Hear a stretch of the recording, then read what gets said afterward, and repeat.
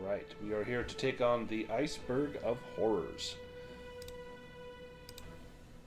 We've got a bunch of new, well, fairly new characters. There's a few that have adventured forth before, but there's a few new ones as well. The journey northward promised coin, adventure, and the thrill of new horizons. Hired to assist aboard the Storm Rider, a sturdy merchant vessel bound for the Arctic trade port of Pontuic, you settle into the rhythm of shipboard life. The 6-week journey took you from the temperate southern seas through increasingly frigid waters, where the wind carried the scent of distant ice and the sun hung lower with each passing day. The 3 silvers a day promised by the captain, along with food and a swinging hammock to call your own, is a fair deal, and you work hard to see that the journey proves profitable. I'm going to have everyone just play out a quick little introduction scene for your character. Maybe let me know what your onboard duties might be. And let's go ahead and start with William. As a mariner, you are no stranger to the sea and to working on a ship. What does William do aboard this ship, the Storm Rider? Yeah, I think William would definitely be working the rigging, making sure everything's ship-shape. Seeing as these are northern waters, he would be on the lookout for any possible collisions with an iceberg. Absolutely. And do they have you like up in the crow's nest or the duck's nest, whatever they would call it? Or Yeah, he's a duck, so I'd imagine he might be up there. yeah, He has a spyglass, so he can keep watch. perfect. And you would have no problems with heights, I would hope, as you know, as a duck. Not that you can fly, but your ancestors or a common descendant flew, and so you don't mind being up high. Then we've got someone like Boris, who maybe he climbs trees. I don't know. What would Boris be doing aboard this ship? Boris would be down in the galley cooking. Oh, nice. As a bearkin, a ship is not his environment. He has joined this crew going north to find the finest Arctic vodka he can find. And in the meantime, he will be in his hammock drinking regular wine. Does he? Is he a good cook, or just Yes. serviceable? So very good. So he has a knack for that. Yes. He actually has magic trick Oh, of excellent. cook food. So he will make sure everyone is well fed. Perfect. And the ship only goes as far as the sailors are well fed, and so as long as morale is high, the journey goes quite well. Yes, and he will use his healing magic wherever it is needed. Yeah, there's probably maybe someone gets sunburned. There's probably some rope burns, things like that. That they're more than happy to have Boris's able abilities on board. What about Sir Aurelius? How have you spent your time on the ship? Yeah, when he's not trying to get away from work by, like, I don't know, polishing his armor or something, he's probably just doing some, like, general heavy lifting stuff that needs shifted around the ship. He probably feels a kinship with Boris. The sea is not really his thing. Yeah, cats and water, not they don't exactly go hand in hand or hand in paw. But you're definitely part of like the main protective force on the ship. Were pirates or something to come along, you would snap to it to get your armor and sword at the ready. And so they're more than pleased to have your skilled arm on board. What about Frostbite? One of the 13. He does not talk much about his brethren. However, they have secured passage on the ship for him. He kind of hides what his true nature. So he will probably be spending his time what it looks like he's helping navigate and spends time at the wheel, next to the captain or the first mate, whoever's steering the ship at the time, and does more just kind of talking with them and learning more about how to navigate and more about life aboard the boat. but he's not expected by anyone to help out because of the price that was paid for his passage. Give me a seamanship roll. Uh, Holy crap. Damn. Wow. Okay. Um, tell you what, you can check the box for seamanship because the way that you are learning kind of as you go, and especially with your help with navigation, I'm going to let you check that box. Um, you notice that that as you are navigating, that it's not like you pick a point and you go there. You're kind of at the mercy of the winds and the tides, and it's a zigzag pattern that you make, and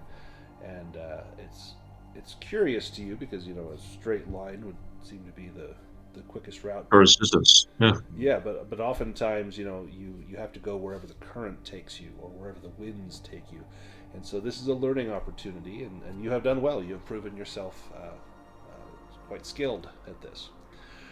What about Aedan? What are you doing on the ship? So Aedan, long gray beard, dark robes, a staff with a glowing orb on the top. He is interested in learning everything about everything. He studies the currents, talks to each member of the party, talks to the ship captain, just spends a lot of time in the hull reading his books, and fascinated about travel, learning new languages, learning about myths and legends. Give me a beast lore roll.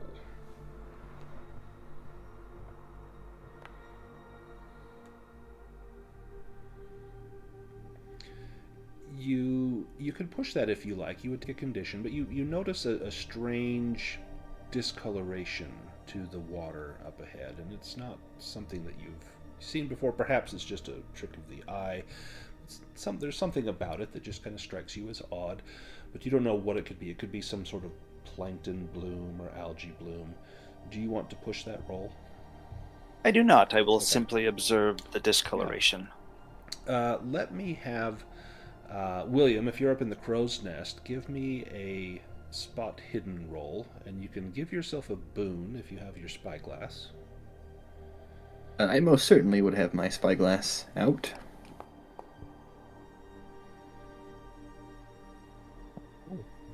Excellent. You are scanning the horizon in all directions, and you notice that this part of the sea, it's definitely getting colder. And here and there, you see little clumps of ice floating adrift, and soon there's more clumps. First, they're small, the size of a person, and then there's some that are as large as a house that begin to drift by, and you know that you must take caution, especially at night, because the vision is limited here. The calm before the storm is never meant to last. Mere days from your destination, the sea itself rebels. A behemoth from the deep, an enormous otherworldly octopus, rises in a fury of writhing tentacles, striking with devastating force. The Storm Rider shudders and splinters under the onslaught, its hull cracking like an egg. Sailors scream. The captain bellows orders. Let me pull us to a new map.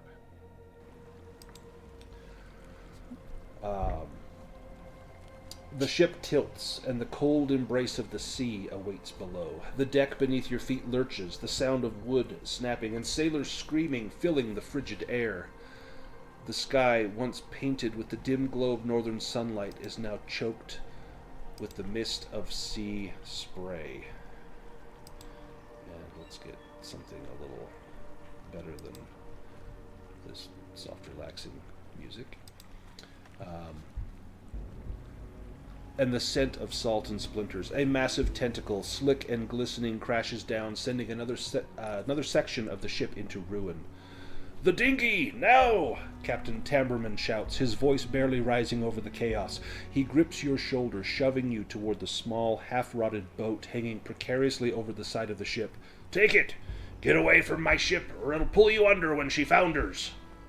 There's another impact. The Storm Rider groans in protest as the beast tightens its grip. You scramble over, feeling the sting of the icy wind and the tilt of the dying ship beneath you. The captain doesn't wait for argument. He cuts the ropes, and suddenly you're falling. The dinghy slams into the dark, churning sea. Above, the Storm Rider meets its fate, splintering apart under the crushing embrace of the beast. You see the brave captain herding the rest of his crew into a longboat, himself the last aboard along with the ship's payroll chest and logbook.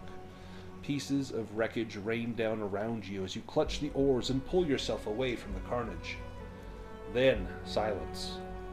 The great octopus vanishes beneath the waves, leaving only drifting debris and the distant cries of the longboat a few dozen meters away, carrying the captain and the rest of the crew. The cold is immediate, creeping into your bones. Your breath hangs in the air. The vast, endless sea stretches in every direction, and the icy north wind whispers a single truth. Land is out there, but will you reach it in time? Suddenly, the sea turns to froth as a tentacle rises up again, and we find ourselves in a little bit of a battle. Let me pull us into a boat. It's going to be cramped quarters. This is probably going to be ranged attacks unless you are foolhardy. Let me get that on here. Where is my thing?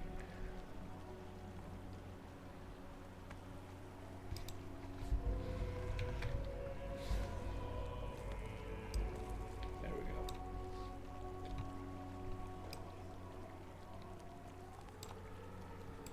Let's pull ourselves into a little battle.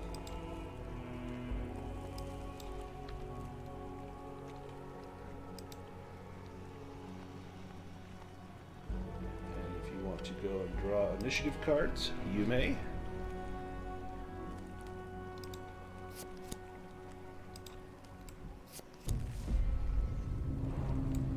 Alright, Aurelius, you are up first. This thing is roughly 30 feet, 10 meters away from you, and you can see it thrashing the longboat with the captain and the rest of the crew. Do you take any sort of action? Yeah, we're all on the dinghy. You are on the dinghy. If you have any sort of ranged attack, you can make an attack, or you can use your action to do whatever you want to, bearing in mind that you are kind of stuck on this dinghy. Yeah, is there any way? I imagine we're trying to get out of here. Yeah, that's probably for the best. So if there's any way I can help with that, I definitely would. Otherwise, I would just switch my initiative with somebody, probably. So there are oars here. If you want to paddle frantically, you could make a strength roll and try and drive your small boat away from these thrashing tentacles. Yeah, I think that... Oh, well, that was almost a demon. Off to a good start. So you pull with all your might, and sweat is beginning to freeze on your whiskers as you are frantically drawing the small dinghy away from this beast. The octopus will lash out. Let me grab this here to see what his attack is. This is going to be directed at the longboat. Black fog. The giant octopus discharges a cloud of black ink that darkens the water around it. Everyone within 10 meters acts as if in total darkness. So this is that strange slick that Aoden saw on the surface. It's this black octopus ink. And you can see this black fluid splashing over everyone in the longboat as they flail and struggle against it. The octopus attacks again. This time with a crushing embrace, it wraps a tentacle around an opponent and tries to squeeze the life out of them. You see it pick up one of the crew. This is the young deckhand his job was to keep the rope all nicely coiled and neat in little barrels so that it didn't tangle in anyone's feet. And you see him get picked up out of the longboat, and as the tentacle just begins to squeeze, you see the blood just well around the edges of the tentacle and you hear the crackling of bones, and nary even a cry escapes his lips as all of the air is forced out in a bloody wheeze. Aoden, your turn. So are we in pitch blackness? You are not, but the longboat is, so you're able to The see this, longboat, but the okay. people in the longboat, the rest of the crew, are not. Okay. Well, when in doubt, earn. I'm going to cast a spell I've been working on the ship. Excellent. I shall push. Yeah.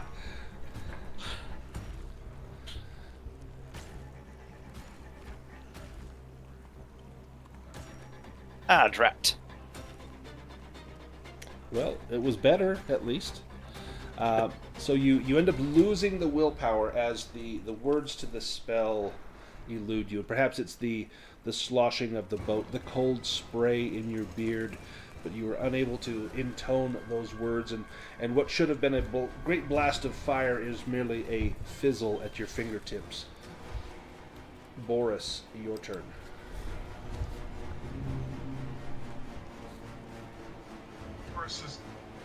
Boris is going to harness the very nature around, and he is going to let loose with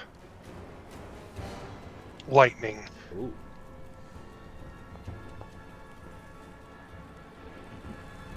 Nice. Go ahead and roll damage.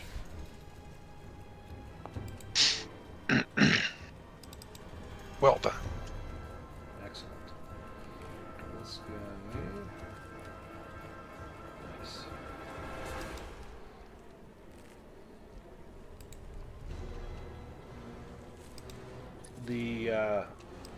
That then arcs to someone nearby, correct? The lightning Yes, flash? for die 4s.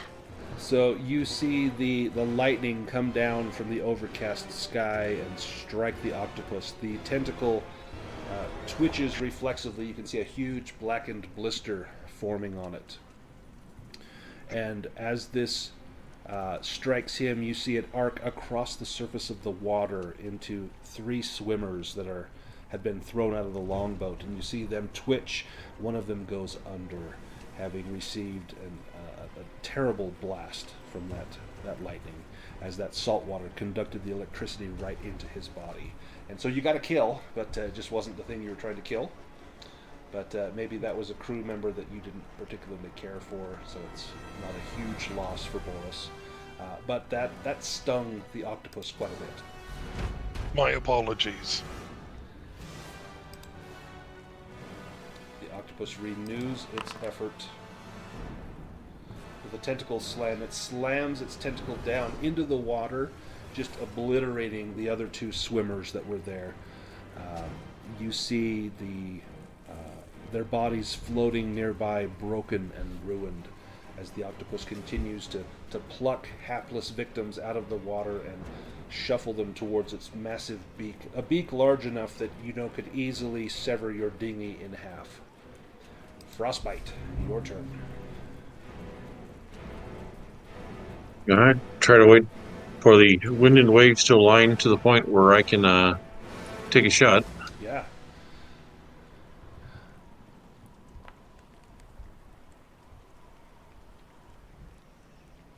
And you succeed. Roll damage. Yeah, not very well, but Nice. Assign some damage here. The ship is rocking. You manage to pause for just the right moment, and you fire that in, and it strikes near the beak, actually, and the octopus definitely felt that. we can get the rope tire free. That'd be good. Definitely. It wraps a tentacle around the leg of an enemy within 6 meters and pulls them into the deep. You see it grab the captain. He's kind of a portly man. As it loops around his leg, it just plops him straight into the water. There's a few bubbles and then nothing. Just as though his life was snuffed out in an instant. William, your turn. Well, William's going to pull out one of his harpoons made from the rib bone of a whale, and "Avast ye mateys, pull the boat around, and let me strike this fell beast down to the murky depths from whence it came." And he'll launch a harpoon at one of the soft, squishy parts of the octopus. The great eye comes up halfway above the surface. You can see the hourglass shape to the pupil as it regards you, wondering just how a duck might taste.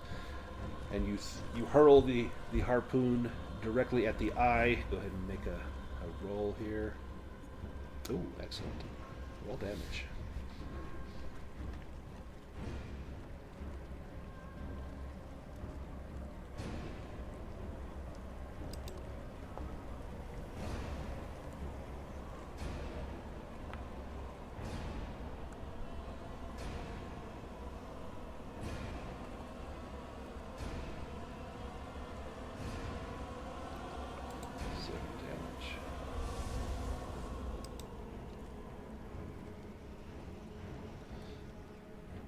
You have bloodied this great beast.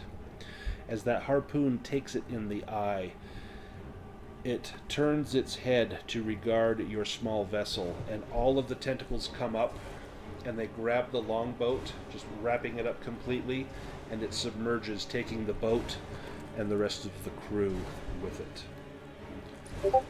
You find yourselves now adrift as the Storm Rider begins to list precariously and begins to sink, the great octopus having slid back into the depths.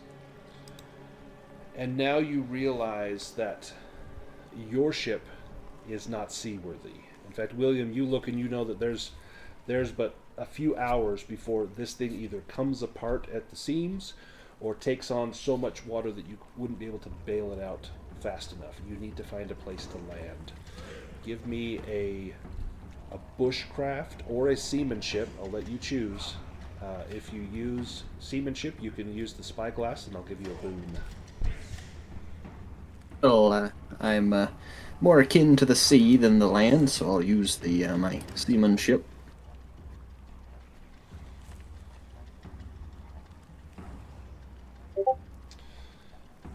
You spot off in the distance the looming white shape of an iceberg.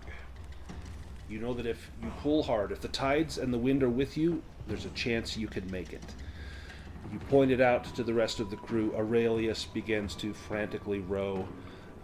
The others that, if there's not enough paddles, they use their hands, paws, whatever they can to try and get the ship away from the side of this great octopus and over to the iceberg. Okay, can I hold one of the ducks over the side and have him paddle and Yes, push? his little paddle or little webbed feet, and he paddles and kicks mightily. Let's get ourselves to the next map here.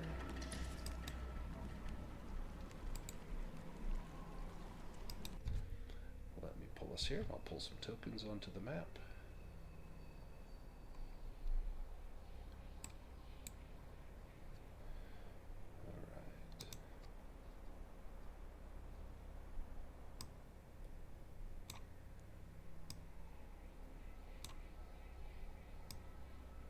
And once your token is on the map, you should have visibility. Let me know if anyone doesn't.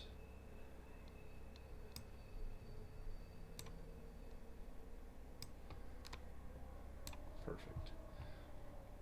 Your little dinghy scarcely makes it. You stumble ashore, your lifeboat completely wrecked. You pull what remains of it up onto the iceberg. There's enough here to perhaps light a fire and stay warm, but that fuel will be gone soon. Any hope of rescue, is contingent upon your ability to either find a way off this iceberg or let someone find you and know where you're at. I will give you. You should have control of your tokens. You can do some exploring if you like. Frostbite will have his crow, do a quick once around. Yeah, the crow seems to hover directly to the north. It circles a few times and then flies back to you with urgency. Or I guess it's a raven, but whatever. Oh well, a raven. Never mind. Yeah. No, Yeah. the raven for It's sure I would have noticed that as well. I I mean it's not like we can't talk to each other. He lands back on my shoulder. We both shrug. I Right. guess we go north, guys. And you see there's some ridges that kind of block your view. If you climb up on that ridge, you may be able to gain a little better sight of what's up there. Boris is going to kind of drag the biggest part of the boat along with us so that we can use it for firewood if we find shelter. Yeah, give me a strength roll for Boris. And up here on this peak where you all are at the moment, this is about 15 meters tall. It's easy to climb. And on the other side of the peak, you can see what looks to be an igloo, if you're not mistaken. And that must Ooh. be what the raven was looking for. Boris, Okay. the ship begins to come apart. You're able to pull up some pieces, but much of it slips into the sea. You have enough for maybe a small fire or maybe even some torches, but that's going to be about the extent of it.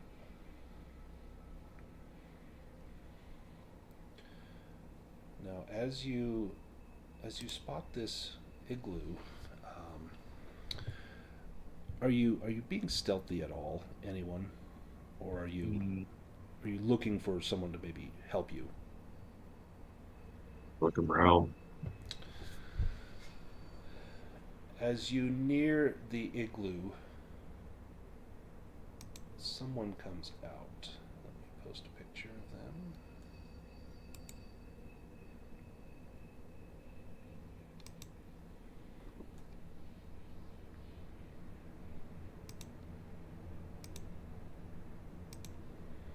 A huge ice troll lumbers out of the igloo, brandishing a great sword.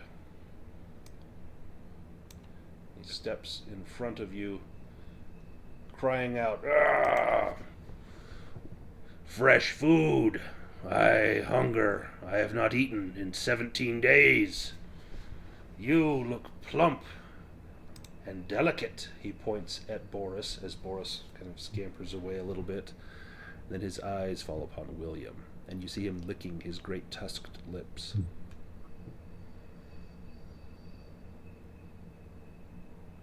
Hail, friend. Um, please don't eat my companions. Look what I have. And I will show him a fishing rod that Ooh. hopefully I grabbed on the way out. Give me a You know, hunting and fishing roll as you show him this rod and perhaps how it works.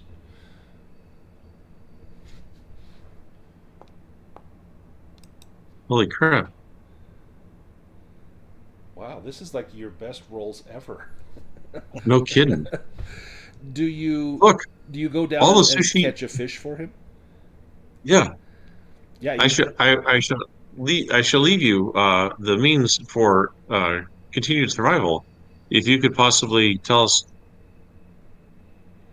the way to the nearest non-iceberg place.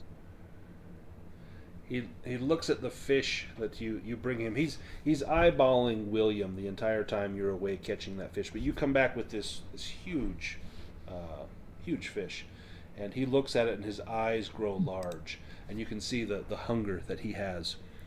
Um, I agree to a truce until I get hungry again. You, and he points at Frostbite, are welcome into my igloo. It provides protection against cold and wind. However, Is he gonna? Is he gonna eat me? uh, Can I do an insight? yeah, Can I do an insight on him? yeah. Give me intelligence roll. Well, I have Oh, did you have the like insight heroic ability? yeah. You, yeah. If you want to go ahead and use that, you get the feeling that he is not going to eat you right now. But if he is unable to catch more fish, or if you're unable to provide him more fish in the coming days, that may be an issue. I, I'm willing to teach him how to use the fishing rod and leave it with him.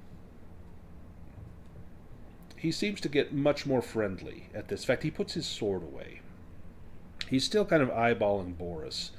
Boris looks like the largest and the most filling of all of you. If he was to eat one of you, it would probably be Boris.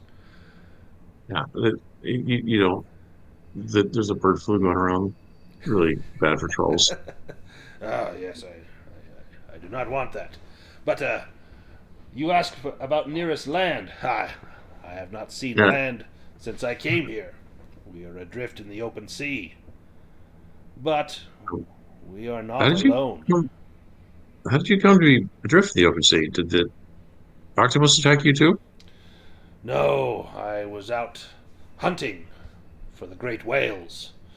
I was adrift upon a floe of ice, and as the whale drew near, as I began to stab at it, to lash at it as best I could, why, he overturned my ice floe with a great flick of his tail. I could not regain my grip on it, and so I swam until I was near bereft of strength, and I found this iceberg, and I made a home here. I looked for food.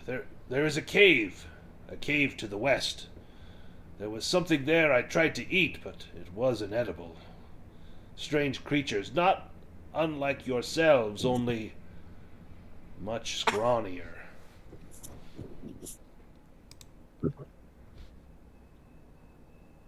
You'll find what remains of them near the cave entrance. Did you build the igloo yourself, I or did. was it already here? No, I built it with my own hands. My people are skilled in crafting the ice and snow to our needs.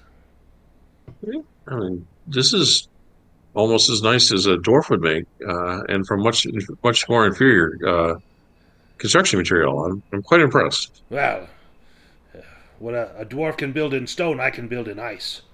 Let him try and carve the ice. Surely he cannot. I have no need of stone. Nature provides my Yeah, own stone. he absolutely cannot. But don't call me Shirley. He My name is Frostbite. frostbite.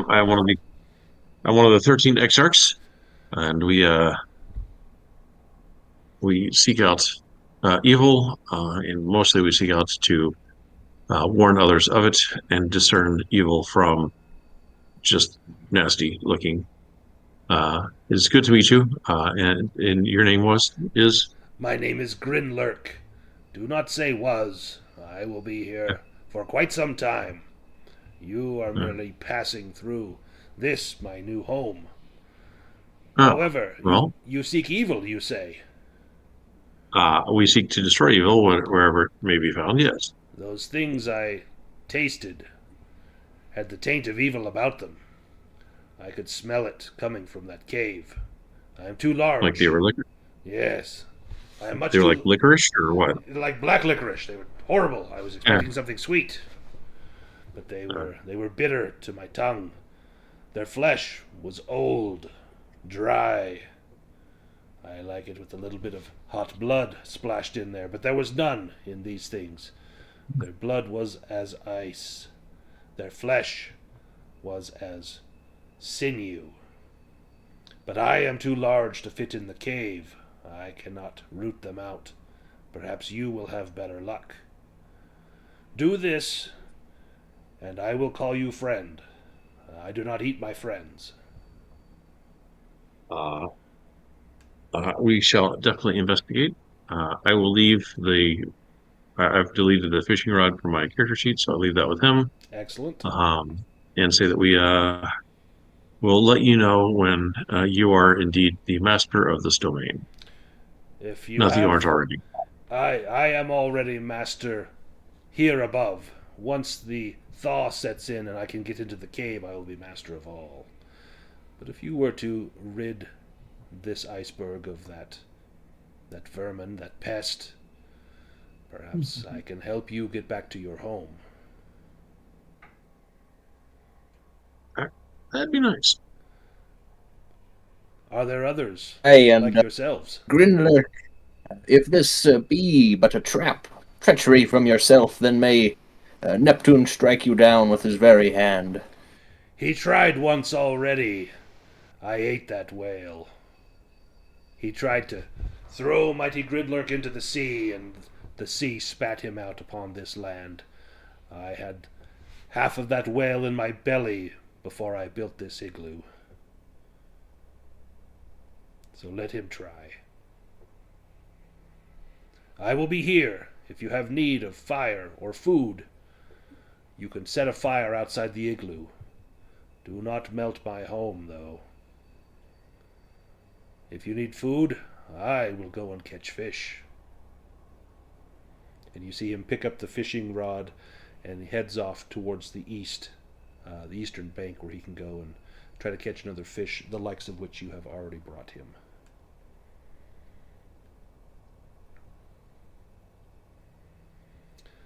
Do you go in search of that cave? Yeah, that sounds like a noble goal. Corruption must be cleansed.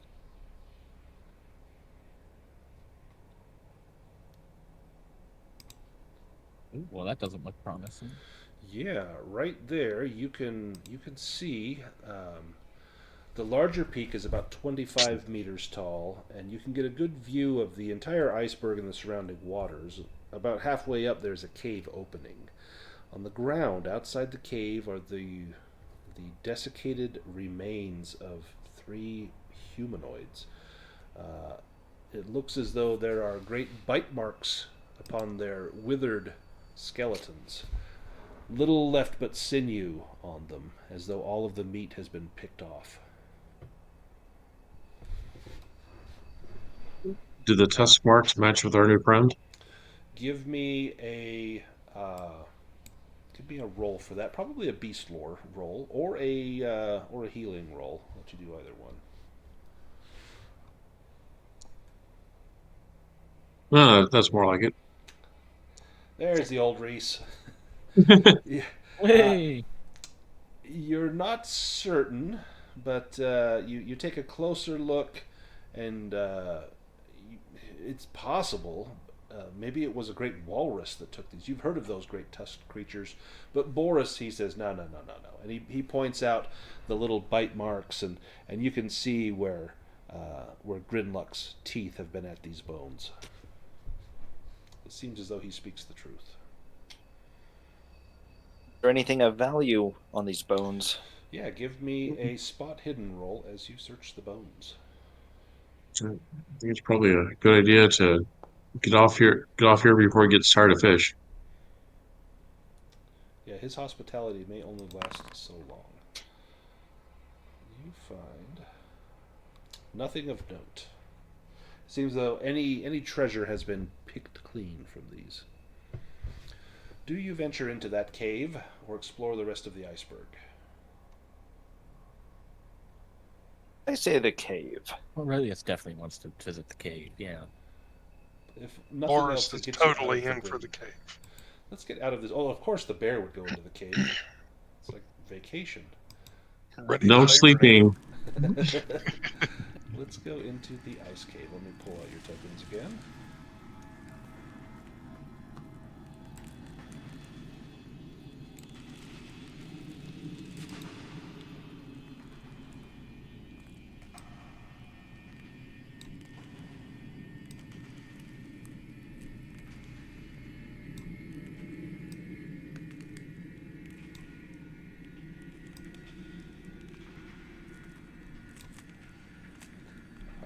Does anyone need light? I'm actually not sure what your light situation is in here. I don't actually have a torch in my hands. Let me light that torch for you.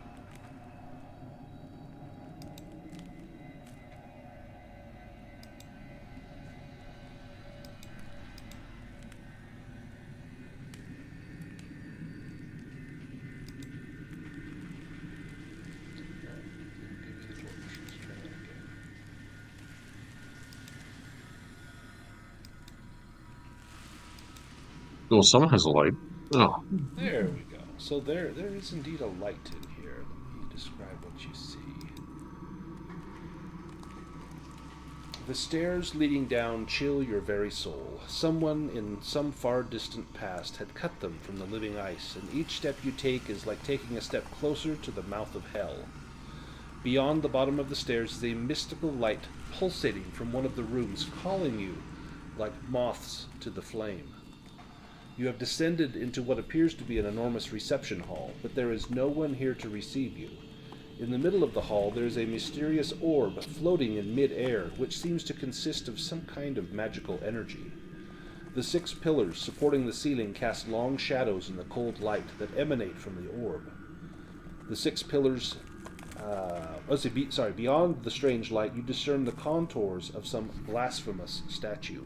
And at the foot of the stairs there's a large, dirty mat full of holes. It looks as though at one time it was beautifully embroidered with all the colors of the rainbow, and must have belonged to someone very wealthy, but now it is hardly fit for the floor of a poorhouse. Frostbite, you see some sticks on the ground over near you, and you might be able to fashion torches out of this. It would require a crafting roll, but if you need more torches, you could obtain some there. anyone good at making stuff? Anyone good at crafting? I've got a 7, but you know. I have a 12 bushcraft. Can I apply bushcraft? No, this would definitely be more crafting. Crafting? I've got a 5. I'll Right. give it a shot. I'll let the Not. You I'll let the crafted a cat. bundle of sticks. Yeah, you turned it from a bundle of sticks to a pile of sticks. Sure. Yeah. Nope. Damn. Not certain that we're. Don't know if these are going to burn. They look waterlogged. Very waterlogged. That's- There's ice crystals throughout them. It would be quite difficult. Aedan and Sir Aurelius, as you approach that orb, this orb floats roughly a meter above the floor, giving off a strange light. Aedan, as you peer into the orb, you see a stream of stars and constellations moving rapidly across the night sky. Do you touch the orb? I reach out to touch it, but then snatch my hand back. It feels warm. It's not giving off heat, but as your hand gets close, you can feel the heat coming from it. I would rather spend more time inspecting this before rushing into anything drastic. Give me a myths and legends roll.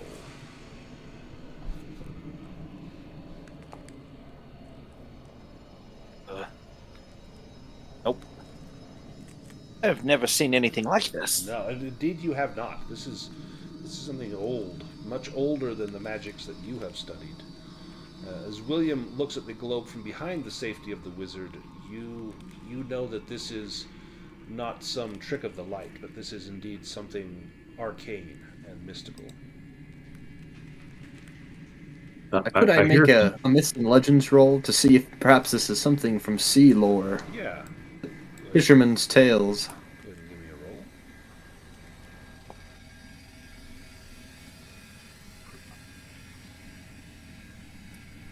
Here, if you look at it, you figure out what it does. You know that there are many strange lights that have been seen in the night sky, especially while at sea. The green flash of the sun, for one, and as there are optical effects that many sailors believe are omens or portents. They do not understand the science behind why that happens, the artificial lensing and whatnot. This, however, you have heard. You've heard tales of lights like this, and that they are harmless. They are merely meant to draw one deeper inside a structure, like moths to a flame, as though an inviting light, but not enough to melt the ice, merely to get people inside to welcome them. Do you touch it? It's like a will-o-wisp. I think William will touch it. Yes, a will-o-wisp would be an accurate representation. You do touch it? I believe William would. You reach out your hand and touch the light, and it instantly blinks out.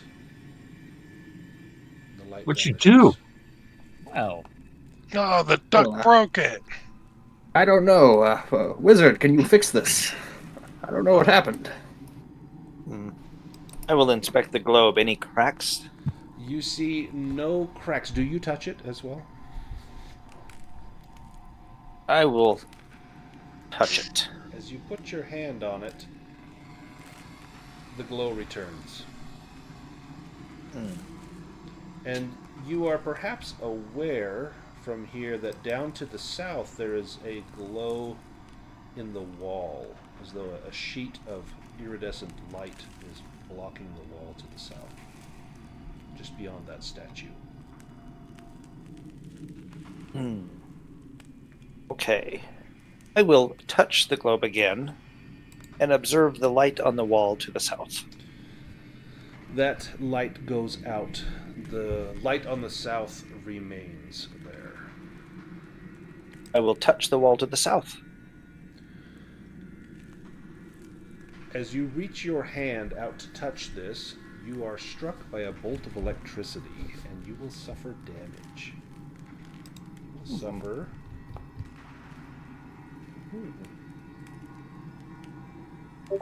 Yikes, 10 damage. But then the wall, the light on the wall goes out, and it will be off for a short amount of time. And you can see that now there's a passageway that you can gain access to just beyond there. Do you want to go into that passageway?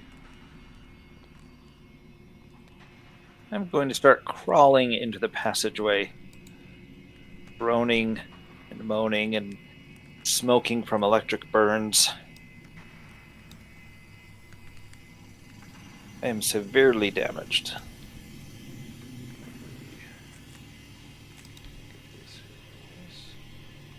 William will grab hold of the wizard and drag him along to safety behind this wall here. I think the wizard was going into the opening there. Yeah.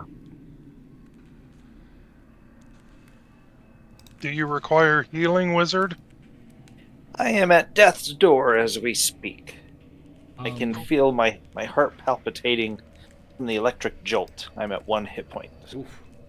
Oh, okay. Let me give you some healing here. Does Boris have like a big cask of brandy under his jaw, like a Saint Bernard? Is that how you offered him healing? Yes. But it's got a little straw, like a little Capri Sun pack that you just sip from.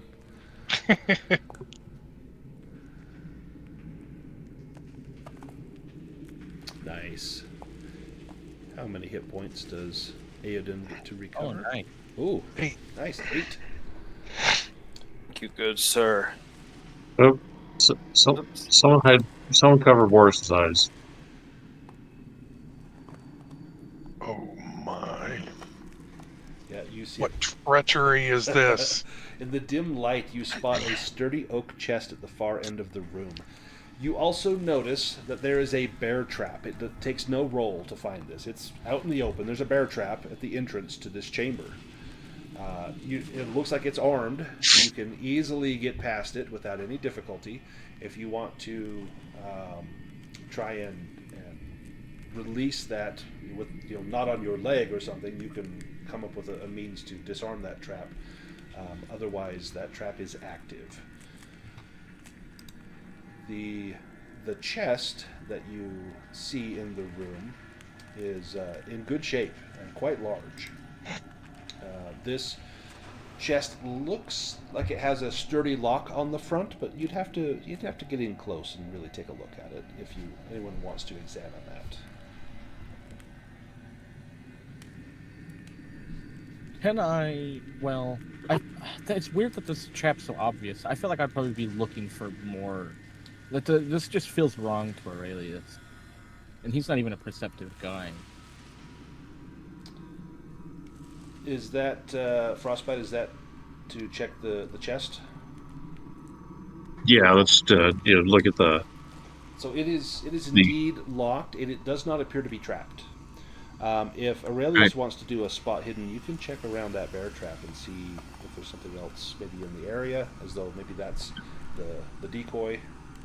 It's not really good at it, but yeah. You and bring a key with him. You don't see anything, Aurelius. Do you want to push that roll? Otherwise, you feel confident that that's the only trap, and it's why it's here. It seems like foolishness. No one's going to be fooled by that unless they're not looking. Oh, I've got a 6. That was. Well, if Yeah. Oh, excellent. they run toward the chest, maybe. Yeah, perhaps someone sees that chest and they take off. It looks as though this is not even staked to the ground. Most bear traps would be staked to the ground or the wall so that the bear couldn't get away. But this is just sitting out in the open. This could be moved, and if someone were to, step into this, they're not trapped. They have a trap on their leg, and they can still, maybe crawl out to safety. But you sense no other traps in the room. It's just kind of curious why this happens to be here. Yeah, that is bizarre. Of course, I'd relay that information. Just find that very bizarre. He's a very incompetent trapper out there. Does the trap have like a safety catch on it so that we can carry it with us without fear of it, closing on our head? It does not, but you could set it off if you had something like one of those sticks or a weapon Or a fishing pole? or a fishing pole. Yep, you can put it in there and What? set it off, or a trusting child's hand. You can here grab that. To set Could it off. could I drop a sling stone on it? Yes, excellent idea. In fact, you don't even need to make a roll. You plop it on the metal plate, and it clangs shut, and you actually have a little shiver because you know that this is a trap designed for bears. Give me a will roll to avoid a fear condition. If you fail this, you will take the scared condition. Nice. So you know it's just a trap. It's not going to get me. But even though when that goes off, you see Boris jump a little bit, and then you can pick up the trap. It's harmless now. Yeah, William has an idea that maybe Grinluck set the trap, and he meant to catch someone down there. That's a definite possibility. This chest is locked. If someone wants to try to open it, it will take a sleight of hand with a bane, unless you have lockpicks.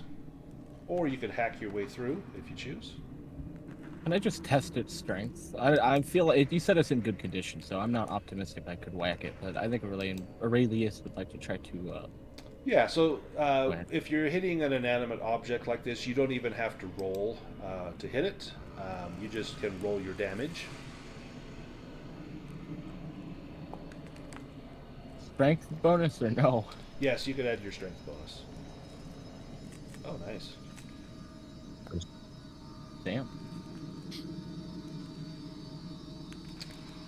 Excellent. So 22 points of damage. So there is some resistance. The chest has an armor rating of 4, but it does take the damage. And you know that a couple more good whacks, you could hack your way in.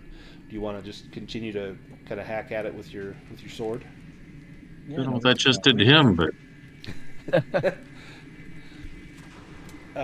Inside, you find several items. The first thing you see is a beautiful golden ring set with a shining red ruby. Aoden would recognize this and Boris right away as potentially magical. If one of you has sense magic, you could cast that to see. But it definitely looks as though this is not just a jewelry piece. This is something of great utility. Curious. You also find a bottle which contains a delicate model sailing ship. And those of you that have been through the sinking tower might recognize this. In fact, I think Sir Aurelius and Frostbite have been through the sinking tower. For sure. You know exactly what this is. You know that if this ship is made wet, if you put water on it, it will expand to a full-size ship. You have just found your way off of the iceberg. nice. Delightful. I speaking of that adventure, I still have the spider in a jar. I assume I've been feeding it to keep it alive, Yeah, but it I wouldn't also take assume, much because it's quite small. yeah, but I also assume that there's a good chance it got wet while we went overboard. Ooh, um, yeah. Not really a luck. Give Not really a me. luck. Yeah, that's why I wish there was a luck mechanic. Give me maybe like an agility roll to see if somehow you're able to keep that thing secured. Otherwise, you would have had a giant spider on your hands.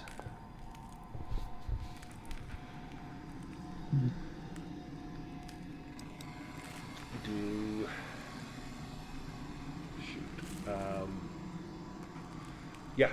So you knew that you had it in there. You knew what would make it large, and as when you got into that ship, you probably kind of made sure it was secure, that it had a lid on it, and could not get wet. And you are relieved to find that it is intact. In addition to those two things, there is a golden brooch, and this is in the shape of a majestic eagle. And there's also a carved pipe, carved from the tusk of a walrus. William, as you are smoking a pipe, you would recognize this as being a fine piece. And you know that you could probably smoke this to get a boon on a seamanship roll once per day. And then lastly, there's a coin purse. Mighty fine pipe. A very fine pipe. There's a coin purse that contains 10 silver coins. And let me have Aoden give me a Myths and Legends roll.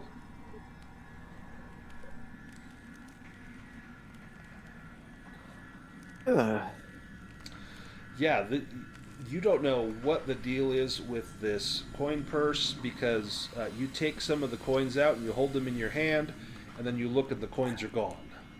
But then you feel the weight go back into the coin purse, and you're like, that's weird. I'm still a bit rattled from that jolt. Yeah, you took a pretty good blast right to the face with lightning. The cheapskate purse. I've heard this. Yeah, exactly. You know that this is useful for petty thievery because you can give someone money, pay for goods and services, and then in short order those coins will return to that purse. There's 10 silver coins in there that will teleport back to the purse. Now, is it the 10 coins, only 10 coins, or any coins that are pulled from it? It says it's just the silver coins. So it's actually Okay. not the coin purse that's magical. It's the 10 teleporting silver coins. Okay. So I've got some items. Who would like the glass jar with the miniature ship? Give it to the mariner. Yeah, that makes the most I sense. think that would be good. And then probably the pipe as well, I'm assuming. Yeah, I mean that's Yeah. It's going to he give clearly him the appreciates good boon craftsmanship. on the seamanship, so that may be best for Yeah. him. Smoking's bad for you. But if it helps you get off the iceberg, it's not so bad after all. This ring looks to be magical. Boris, give me a Myths and Legends roll.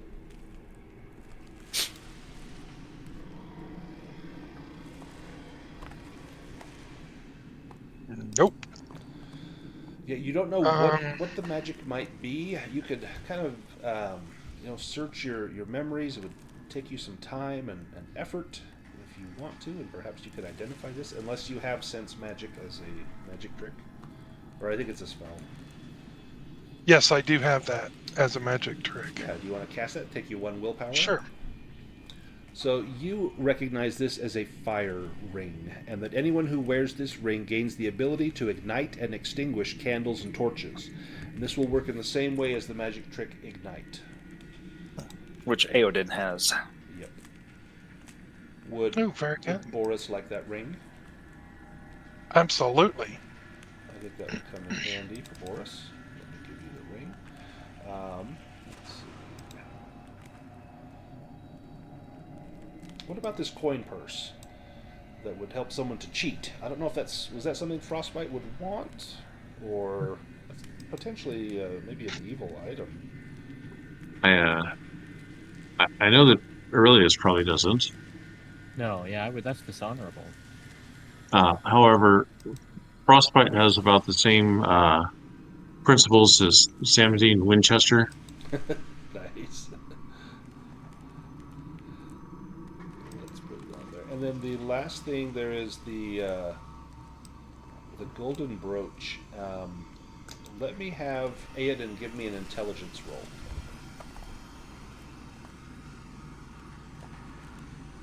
Let's see. There. Oh, it's up top. Okay. Oh, nice. Oh, finally. Excellent. So you recognize this symbol being the heraldry of the House Brandel, and Brandel was a noble house in these lands up here to the north. And you know that were someone to be wearing this, if someone that knew the House of Brandel were to see you wearing that, they would immediately brand you as a thief. So this is not something you would want to wear, at least in any civilized city here in the north. But it is quite valuable. This probably has a value of about 20 gold pieces. Huh. Inside the chest there are also coins. There are 102 silver coins and 48 gold coins.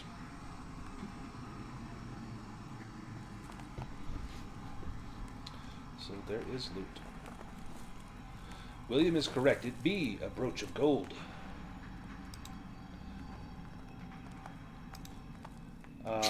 Let me have Aiden give me an awareness roll.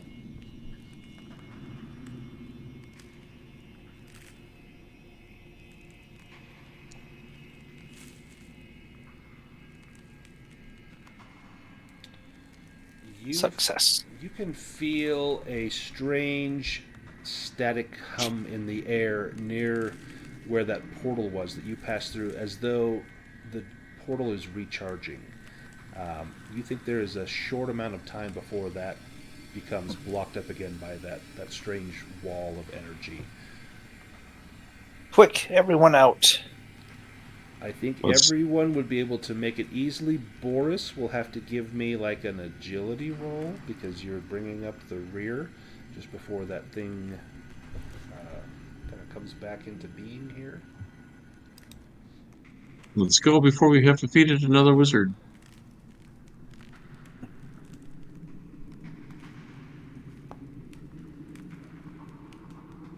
Yay! Nice. You dart through that doorway just as you can hear the crackle of electricity, and the passageway bursts back into that strange purplish light. Can we take a look at this statue right in front of us? Yeah, give me an awareness roll.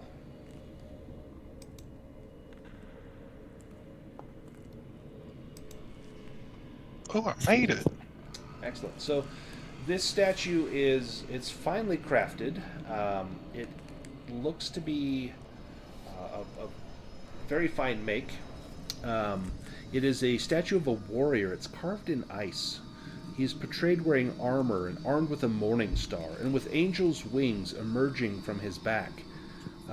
You can tell that this ice statue is not frozen to the ground. In fact, it looks as though there are perhaps rudimentary ball bearings underneath it. It can be rotated. Ooh, let's give that a try. If you rotate that 180 degrees, you notice that that strange purple curtain of electrical light turns off. Son of a gun. Good to know. It had a switch.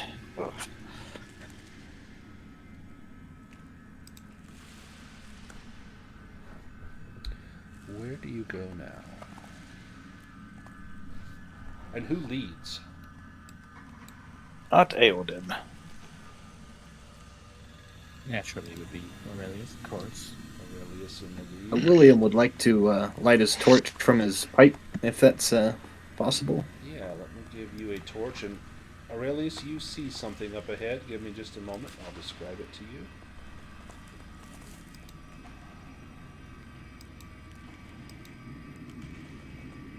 There you go.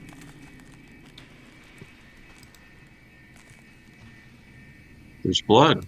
Seems fresh. It's the wizard's blood. Aurelius, a horrifying sight meets your eyes when you enter the dining hall. Two undead shield maidens sit at a dinner table, their dried out jaws making a terrible crunching sound as they try to bite off pieces of raw fish as if they were still alive. There are two frozen fish on the dinner table. You know, they might make a good meal, but these two thralls have not noticed you, or the two undead shield maidens have not noticed you as of yet. To get any closer, you'll need to make a sneaking roll if you're trying to be stealthy at all. Alternatively, yeah, I think Aurelius would just yell some kind of like "die, foul demon" and then, lunge and attack. Realistically. So that would be with a bane. No, I'm kidding. Let me drag. You get 7 Banes in your sneaking roll. Let me drag Fine. everybody into combat because I figure Aurelius isn't going to stand idly by and watch this. Undead evil. Let me reshuffle the deck here. Oh. All right. If you guys want to draw cards.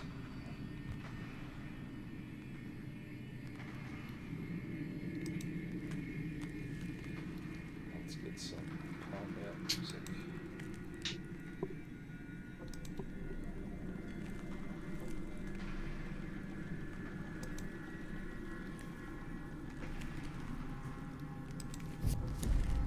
Aurelius, you are up first, which would make perfect sense. Kidding. I thought it was rigged.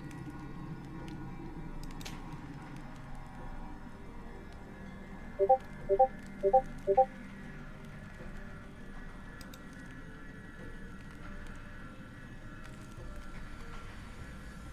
ahead and roll damage. Oh, nice. Let me picture this ice thrall here. You can see what they look like.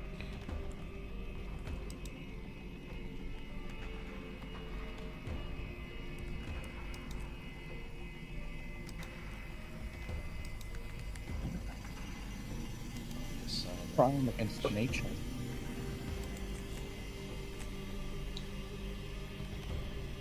Damage. You cleave into the thrall, and a spray of blood comes out. Now, your weapon is magical, correct? No. I mean, I do have a masterwork, but I have no magic weapons. You're okay. You're okay.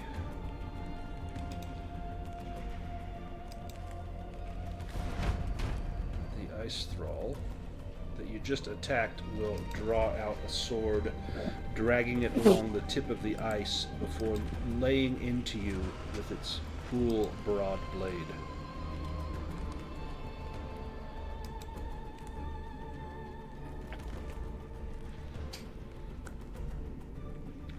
And this is no mere, brigand with a blade. This is a trained shield maiden, and she will find the weak spot, trying to bypass your armor. Ooh, a worthy opponent. Well. No, never mind. Got a demon. That is the danger of thinking clever. You just gotta be dumb sometimes. Hits herself by mistake, so I'm not a fan of players doing it, but I don't mind if an enemy does it. Let me roll damage there. That is 2d6.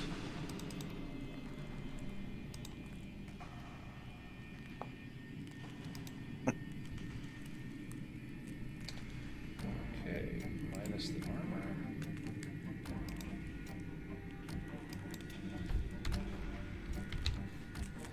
Frostbite, you're up next.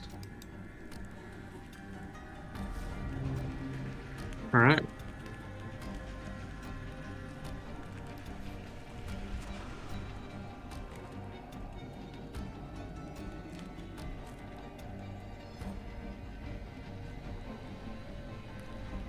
I think I'm gonna let her take a swing at me if she wants to hit herself again. Okay, give me an evade roll.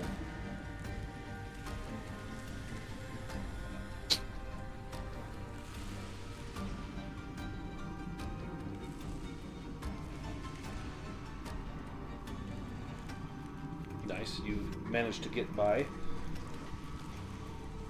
And I'm going to use hunting instincts on the other one. Nice.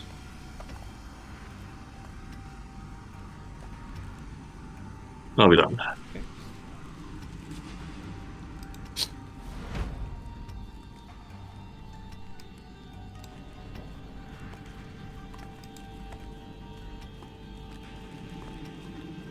This Shield Maiden Ice Thrall comes up with her broadsword, trying to find the weak spot in Aurelius's armor.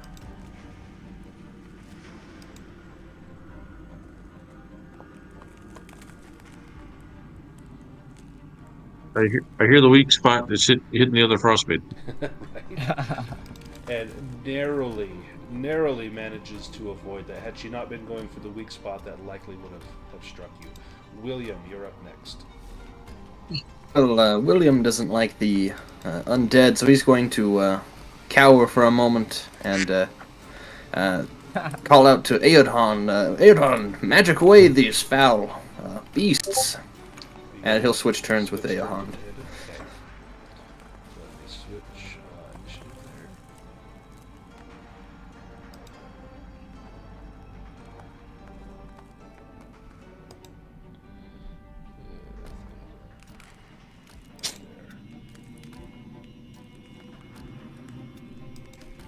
Alright, so then Aodhan, it's your turn. Alright. I really want this spell to work. I'm going to cast Fire Blast. Should be able to lob it over the heads. Yep, so My friendlies allies. do not block line of sight.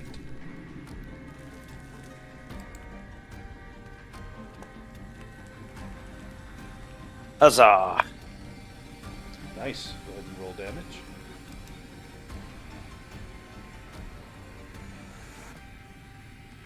As this ball of fire flies over your heads and blasts into the chest of the Shield Maiden and explodes in a ball of molten fire. The flames roar over her body, and she collapses in a pile, dead. Well struck. You have movement if you want to take any movement. Your movement is 8, which is 4 squares. I think I'm good here. Boris, your turn.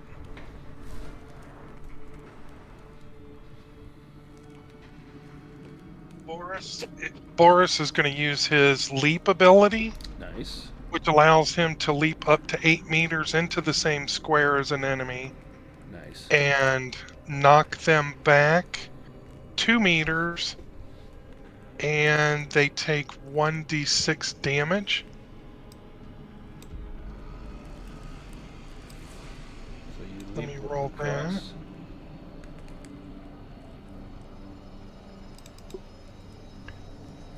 And they fall prone. Nice. And then I am going to check off my willpower for that. And then I am going to banish Oh, on them because the leap doesn't count as an It's action. part of your movement. Nice. Yes. That is cinematic. Very bear-like.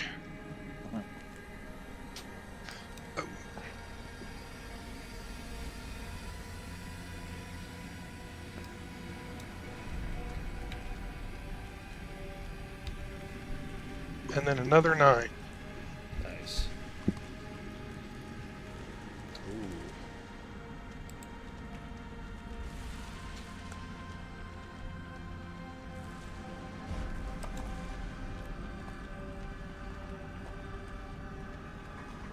Huge blow. William. Well, I think William has gained some more courage seeing Aodhan masterfully use his Fire Blast, so he will come out here. And if it's prone, does he get a bonus on an attack? I forget how that works. If you're standing next to it, you would get a boon plus deal an additional 1d6. I don't believe that counts for ranged attacks. I think that's just if like melee. I think you actually have a bane if you're trying to throw something at it. Well, William will, he has courage now, so he will come up and stab this horrible beast with his harpoon. The duck leaps on the table. Right. Skitters a little bit as you leap past Aurelius up onto the table. You eyeball that fish for just a moment. It looks quite good. So, yeah, did you add a boon and then add an additional 1d6? Oh, I did not succeed, but I will push it. what's your skill with the trident? Is it 10? It's a 10, Oh, so okay. I missed by 1, but This a little one will get- disheartened by there we this. go. I push it and There you go. strike true. Oh, very Nice. good. 14 piercing damage from my harpoon. Nice. Some damage. And you take out this shield maiden as well. Tell me how you finish off this undead creature with your harpoon. Yes, I think William leaps up on the table and, thinking back to his old days when he was a whaler, he knows where to aim to get through the tough outer hide of a whale. So it's not much different with plate mail, and he sees perhaps a soft spot and drives his harpoon home, and the undead crumbles from his mighty blow. Excellent. Well done. You've got these fish here. If anyone wants to eat them, if they look to be well enough, if they're thawed out, they would make a hearty meal. We may take him with us to bribe our way past the troll at the top. To Grimlock, Smart. he would probably like that. Good idea. Where to from here? You can see Frostbite. There are some stairs leading down to the south where you are. Well, there is, as of yet, some unexplored areas on this level. Yeah, maybe we should head north from here. I mean, I'm I'm gonna gonna be- follow. I'm gonna follow I'm gonna. Cat. Boris is gonna take a round rest. He's out of willpower. Perfect. So if anyone needs to do a round rest, again, that just recovers 1d6 willpower. Takes 1 round to do it. That would be good. Yes. Well, 1d6. Yep. So you looks like you. Well, it already rolled it. So you got a 2, and Frostbite got a 5, and Boris got a 3. So the 2 that'll let you do at least 1 level 1 spell. So better than nothing. And then you will all still have a stretch rest where you take about 10-15 minutes to rest, and you can recover hit points as well as remove a condition and recover willpower. Where to from here? Yes, there are unexplored rooms. There to the are. East, I suppose. We may check those rooms. I suspect whatever we're here for will be down these areas.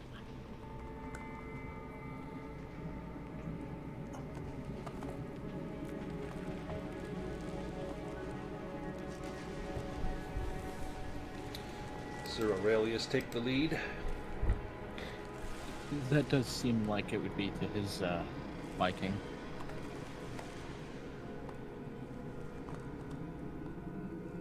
I hate leaving unexplored areas behind me. Or enemies behind you, even. Yes, that too. I desperately want to go down there for curiosity, but So Frostbite, as you go into this room, that small room to the west, this seems to be a storeroom. There's old spades and other tools strewn over the floor, but the real prize is a royal sled of elvish make, which still seems to be in usable condition. This old sled looks to have been made ages ago from the frost elves of the Frostwood. Give me a Myths and Legends roll.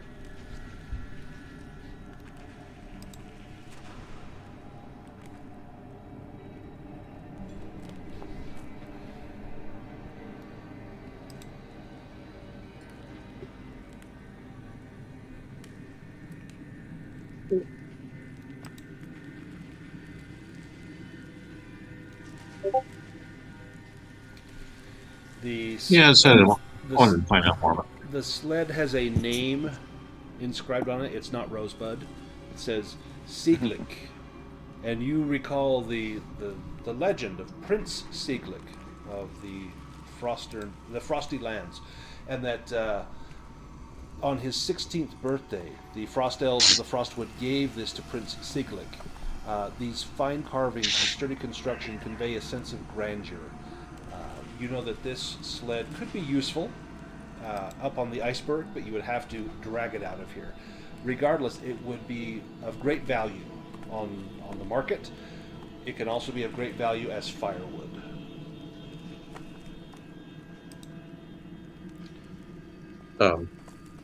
Is there actually a pickaxe here? Yes, there is. Can I pick it up? You can? Yep. You can take that pickaxe. Yeah, so William, you see where it says Sieglich, and you're like, William. And you think that sled must be yours. Ah, yes, it was meant to be. Aurelius, Could be. In the room that you step into, you see 3 forms in here. These seem to be guardians, sentries. And as you draw near, they turn their frozen heads. You see frost crackling on their necks, their heads having not turned in quite some time as they turn to regard you. And is this one going to show up? Only 3? Only 3. Well, There we go. this looks like short order for you, Knight. Let's pull. You guys step Yeah, you back might have and to let the knight take care of all this. Let's go to initiative. Let me redraw the deck here. There we I go. really wish I would have took a stretch rest. And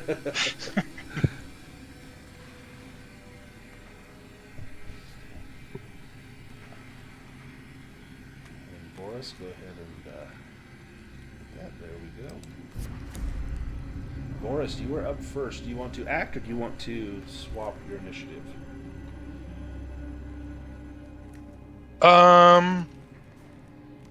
I will swap it with Aurelius. Okay, definitely won't say no to that. Swap that over. I've got some sweet lag going on right now. And I will kind of snap my fingers at him and say, psst, psst, psst, psst, psst, psst. Go get him. You shine a little laser light on the ground, like over Yeah. on the Yeah. things. Aurelius, you're up. Guardian is actually a great skill on like a tight map like Do this. you have veteran? You want to take veteran and lock in your initiative? Sadly, I do not. I'm a knight. Oh, That's shoot. fighter starter, I think. Yep.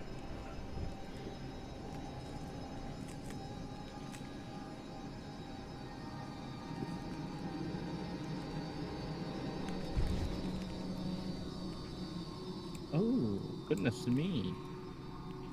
Aurelius doesn't miss. You're just toying with them. Ghosts of Felorian. Yep. Nice. So they had an update to the Dragonbane module. It looks like now I can see little icons next to your tokens for your conditions. So that's new. I'm thinking, like, why does it keep showing these things next to it? But that's got to be what that is. Oh, I wondered about that earlier, but I just ignored it. Frostbite, you are up.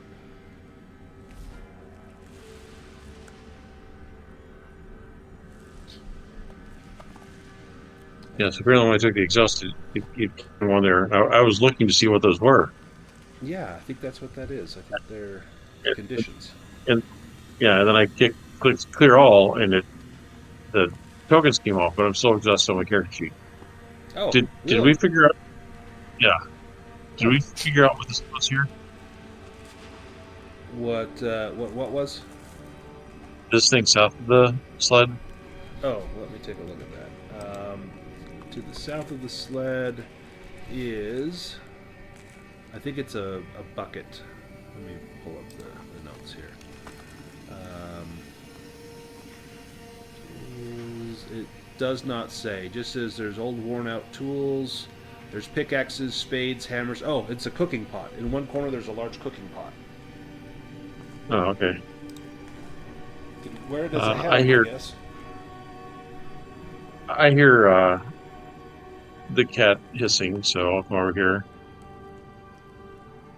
Very bravely hissing. Yes. Yeah, out of anger, not out of fear. Do I have a shot at this person? Do they have If you can cover? They don't have cover. If you can see them, then you will have Well, a shot I at mean, them. I can see, but I think I have vision from the cat. Oh, I see. You do not. You would have to. Let's see. The pillar's going to be in the way. You'd have to move like to where William or Aodin are, and then move past them to have a shot at any of them from there. I'll be done then. Okay. Aodin, your turn. All right. Zoomed in. All right. When in doubt, cast fire.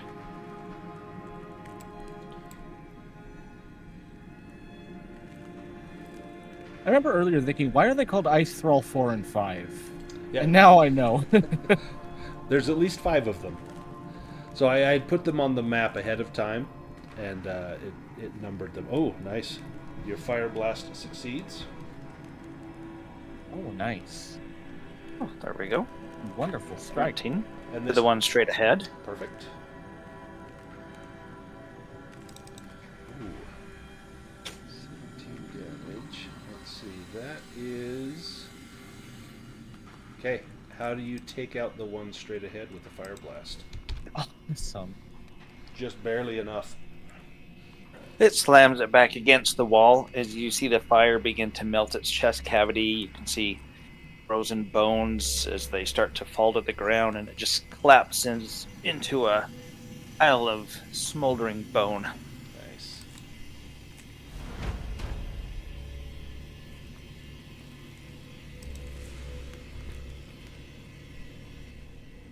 The ice thrall lunges at Aurelius.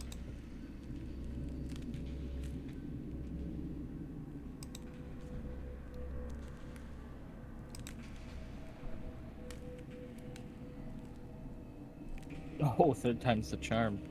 Yeah, I figured eventually they're going to get that.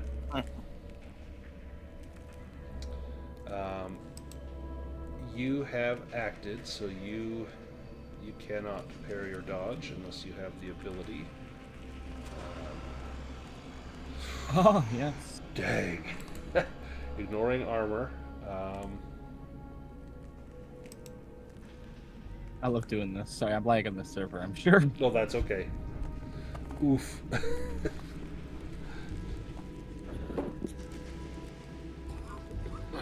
You see Aurelius go down. And the ice thrall moves past Aurelius towards Boris. Boris, it's your turn.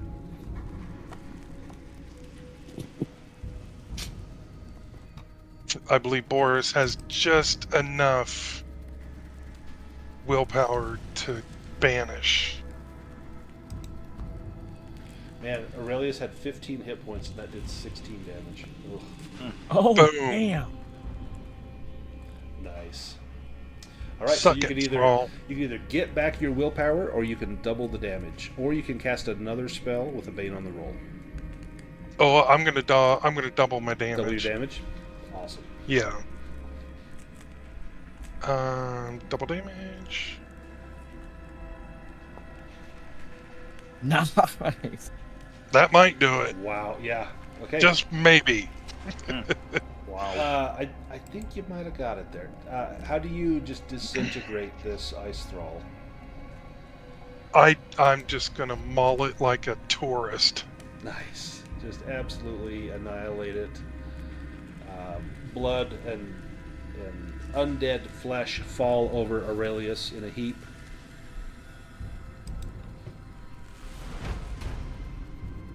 Ice Thrall number 3, not to be dismayed at all, steps into the gap vacated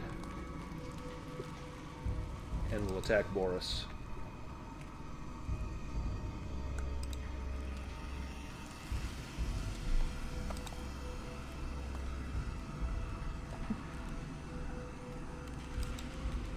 I've never felt so unarmored in my life. That is a hit, and you cannot. You've just taken your action, so you don't have a dodge or a parry. Yep, I'm soaking it up. Let's see what we got. There it goes. Ooh. Let me apply that to you. Hey, what's happening? Why's the Baron from? William, your turn. Well, William will let out an angry quack and activate Ill-Tempered to get a boon on his attack here. And then he will hurl his harpoon at this undead. That should have given me a boon. Let me just roll it again. Reroll that. I think you have to manually put the boon in there. I will become scared, perhaps. This is a frightening beast, and I will push it. And you can re-roll that because you might get a dragon. But either way, we have a success. Yeah, I'll just roll had a boon on a d20.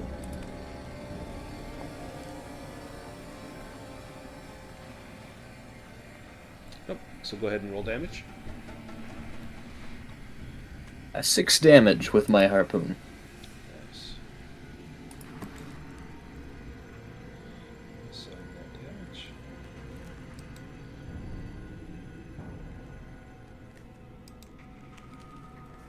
We go to round 2.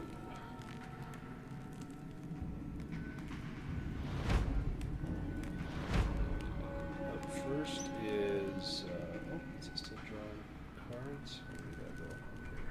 Here. Oh, wait, why does it have? It's weird. Oh well.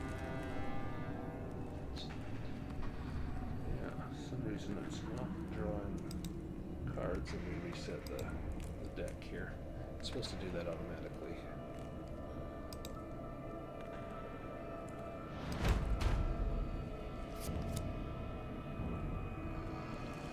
Okay, there we go. Frostbite, you're up first.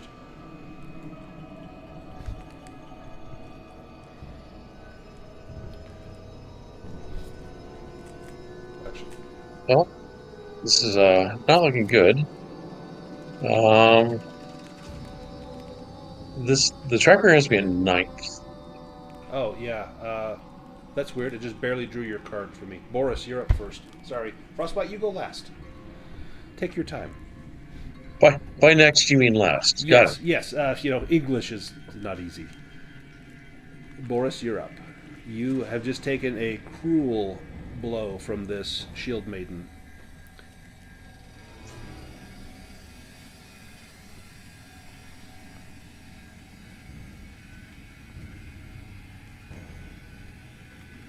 What does Boris have for us? I'm going to wait Do you want to? so that I can use an evade since I'm going to be the obvious target Do you here. want to swap with like Frostbite or Aedan? Yes. I will swap with Aedum. Okay. Okay. Then Aedan, you will be up. Let me get that swapped. All right. What I'm doing. As I drop to all fours. Yep, to give him here it room. comes. Here comes the fire. That's a hit. Hey. Excellent. Roll damage. Got it. I love Fire Blast. Holy cow. That might do it. Let's see.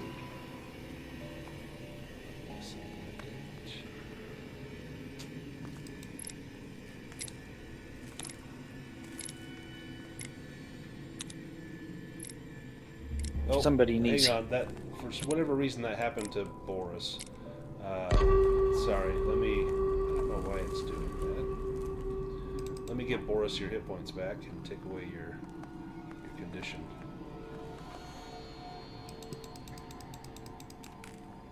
Do you always want us to click and hit T on whichever enemy we're targeting? Does that make it easier for you? It helps just because I'm automating the damage, so it just makes it easier Okay. to do the damage. Okay. Sorry, let me do that. give this back to Boris. Get rid of your prone. You're not prone. And or I just need to remember that it's not done if you don't do it. I usually try and look, but for some reason I misread that one. So let me give him back 8.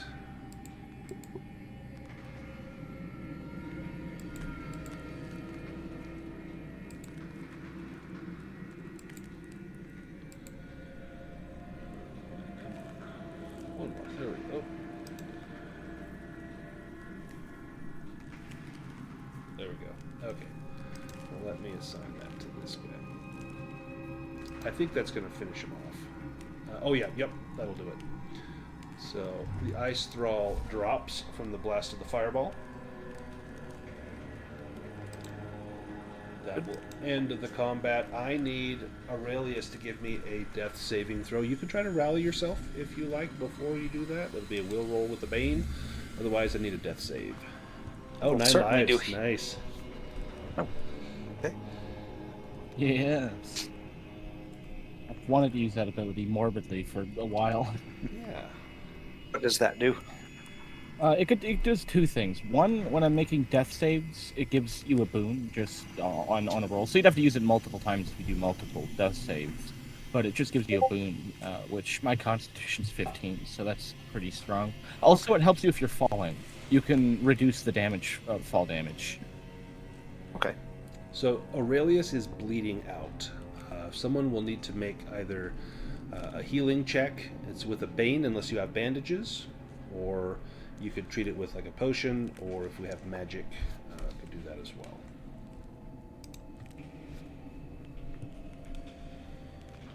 The Bane. Frostbite is not able to assist. That's a lot of dice. Ooh. William is not able to bind your wounds either. Are you going to die here? I got it right. I'm at 2 successes to be fair, so but it looks Oh, that's like true. That's true. Oh. Aiden can't heal you either. No? Oh, there we go. Aiden got That it. was a success. Yes. Nice. Healing Oh. is my highest score. I am specialized in anatomy. That's after slaying two thralls. So you can stop making your death saves, and you will recover 1d6 hit points. Nice, nice. And then if anyone needs to do a round rest that hasn't done, you can. Or if you want to do a stretch rest, you could do that as well and recover some hit points. That may not be a bad idea. Yeah. It looks as I'm though you have fine, cleared but- out this floor. So it may be safe to rest here. And then when do we check the box under the core skill? Is it only when you tell us, or is it when we make a successful check? So it's if you get a dragon or a demon, it will check the box, and then at the very end, I'll let you check 5 additional boxes, and then we'll do the improvement rolls. So if you have I think only a couple dragons or demons have been rolled, and it will Yep, I rolled automatically one. do those. Yeah. So you should have a check next to like your spellcasting roll, I think. Yep, got it. While they're doing a stretch rest, can I look around? Yeah, give me a spot hidden.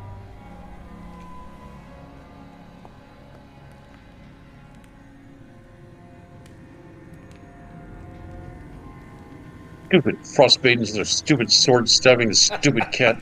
No. You're back to your normal rolls. It's good to have you back.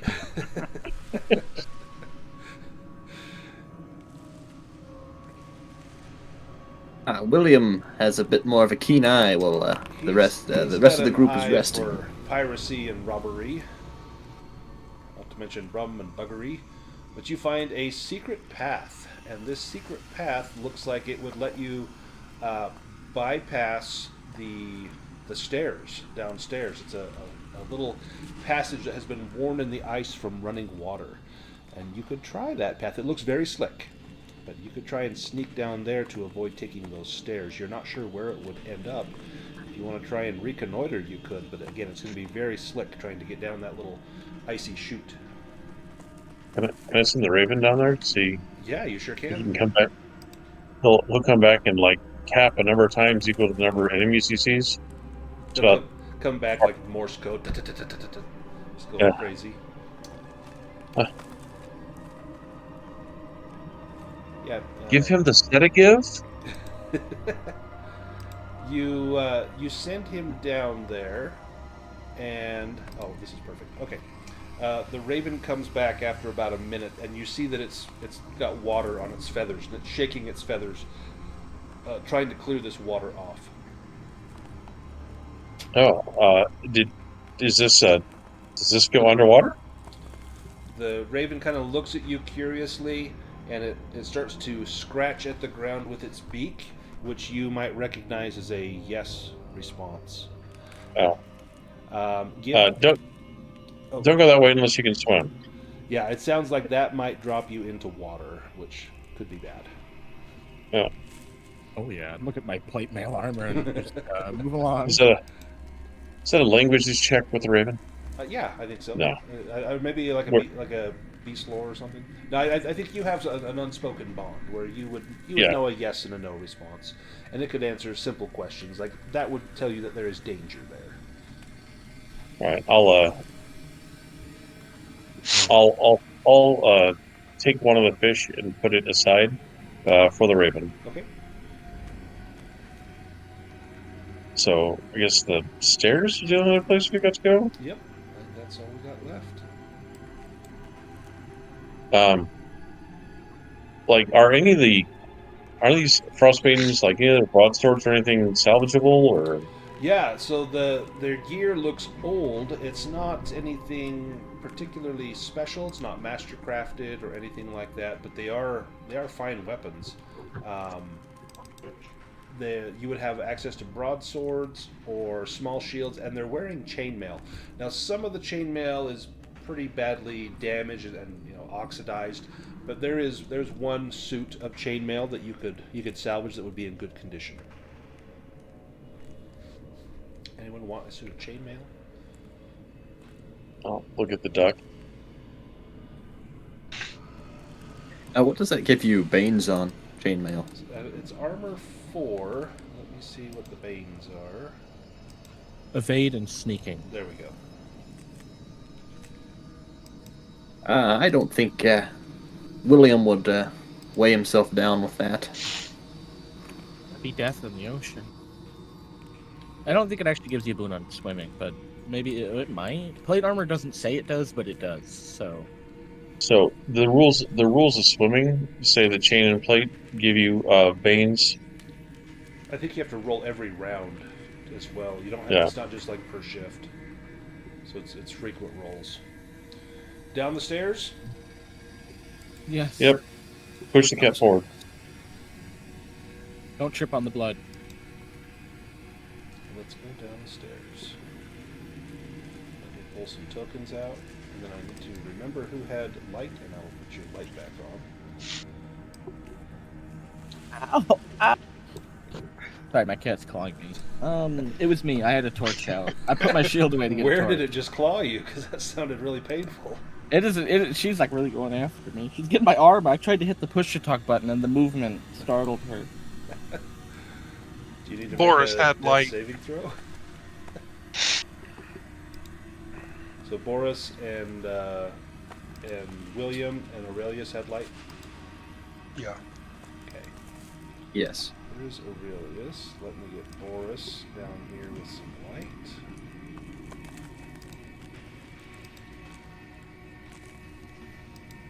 And get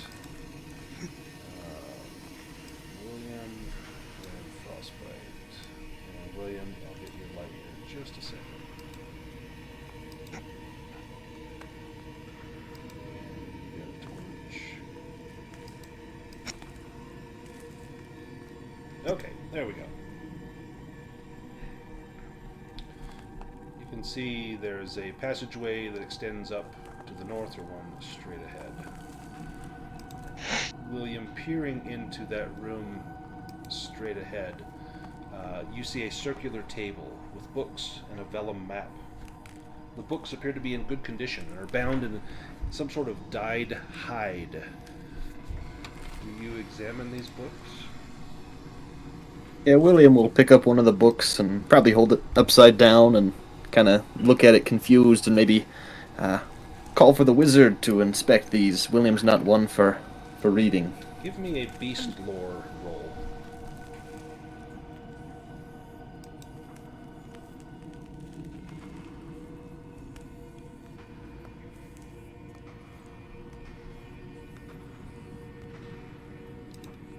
Made from dolphin skin.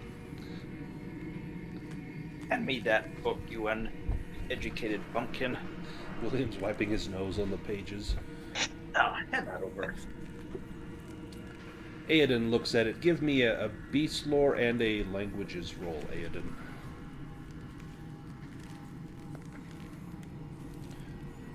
There's a map that depicts the land of Yorheim, as well as part of the Untamed Wildlands and the Frostwood. There are notes about various factions and military strategies. Aoden, you can tell this map was made about 30 years ago, and although the geographical details are mostly correct, the geopolitical information is long out of date. In fact, there's a town on this map that you know no longer exists. There was a war and the town was basically razed to the ground, but here it is on this map. So this map is very old. The books are bound in centaur hide, you believe. You're not certain because your beast lore roll failed, but it's not horse and not cattle. You think it's centaur. There's a red book and a green book and a blue book. The red book is called Myths of the Northmen by Muldorius. Anyone who spends a shift reading this book can place an advancement mark next to Myths and Legends.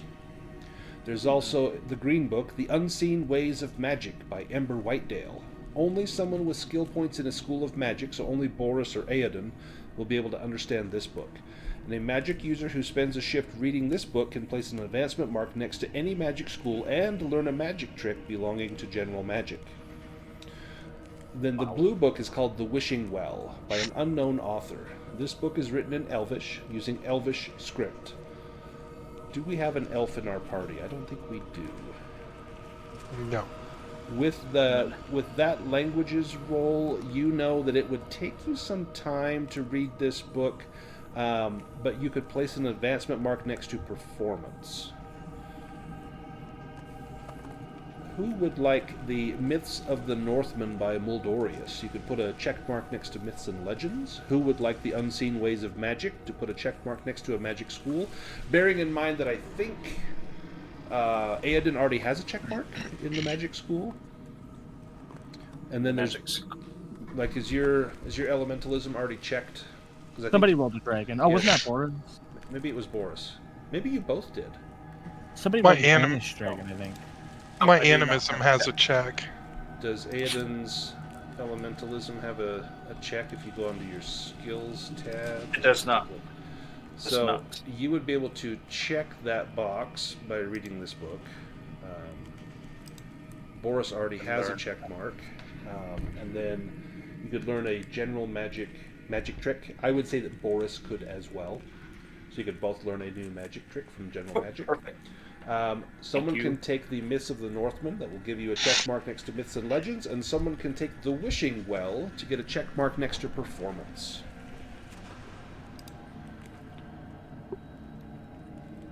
Are there any picture books for William?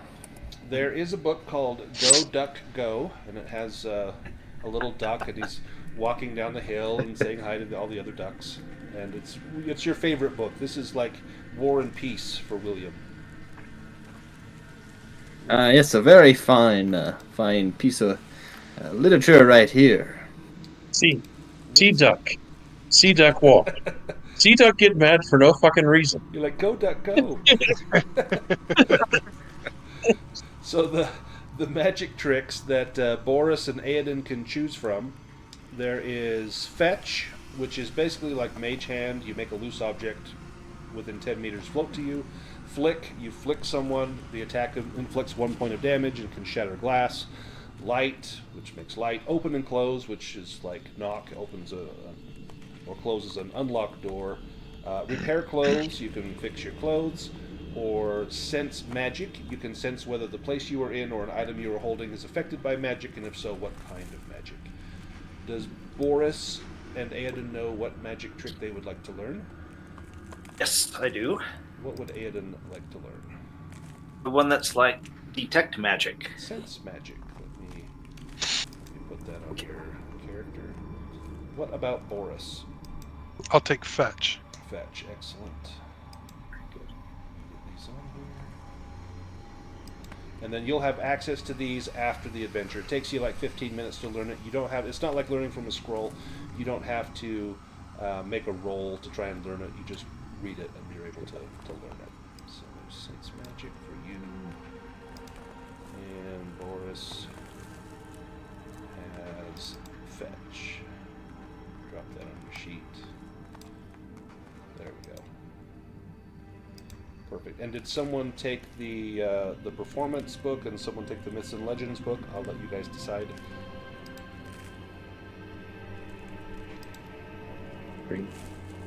Unless someone else wants it, I'll take the Myths and Legends book. And who would like performance? I'll say either William or Aurelius could take the performance book. Aurelius doesn't read, he kills things.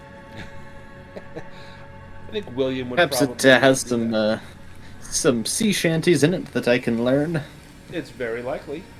You could, of course, there would have to be pictures of the words, but there's pictures of like sea monsters and you know the little. Or maybe things that you might dance. William will take the book to Aedan and ask him to read it to him. Oh, there you go, like bedtime stories. So, other than the old map and the 3 books, this room seems to be empty. So, look, Aiden, it's the son you never wanted.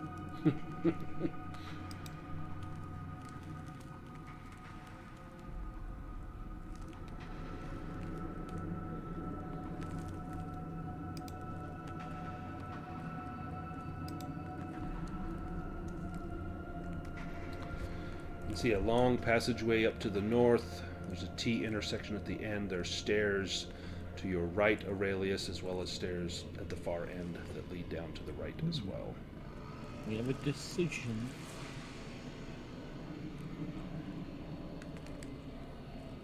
This isn't at all ominous.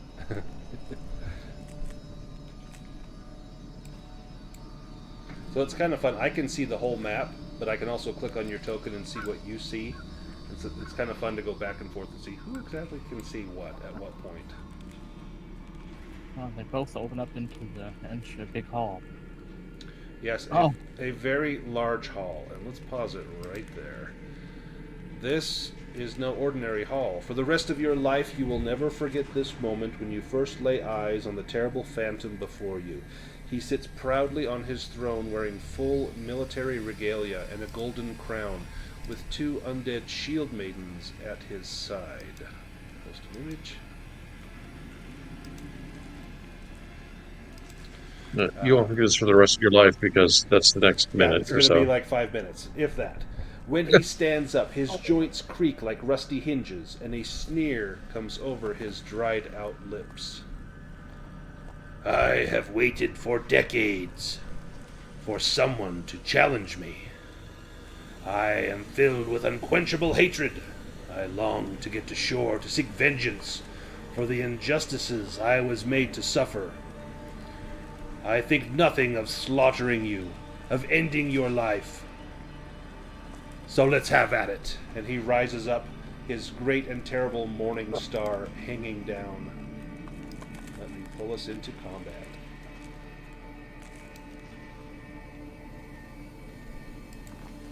Crap, I got like no willpower.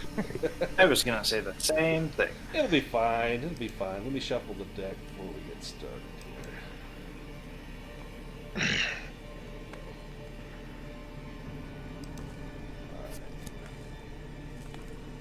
Go ahead and draw initiative. And it looks like Aurelius is still prone. Let me get Aurelius back on his feet. You've been like... Well, it's just foreshadowing. He's been just walking, like rubbing his anal glands on the ice, dragging his bum along. He's a catkin. He can't go prone. All this belongs to me now. Oh, and of course the bad guy goes first. Naturally. Let's see. Let me look over all of his wonderful ways of killing. And, let's see. Longstorm, Powered Shield. Alright. He is a monster, so let's make a monster attack. We'll see who he goes after.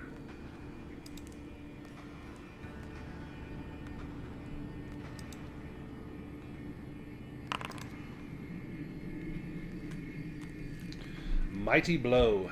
Siglik swings his Morning Star at an opponent with terrible force, dealing 4d8 damage. This attack can be parried.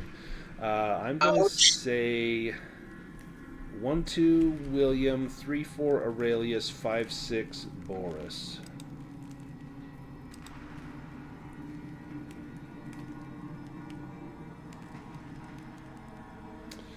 Oh, Boris. You will die. The good news is, does Aurelius activate Guardian? Yeah, 100%. Okay. My hero. And then do you want to parry or evade, or are you going to take this hit?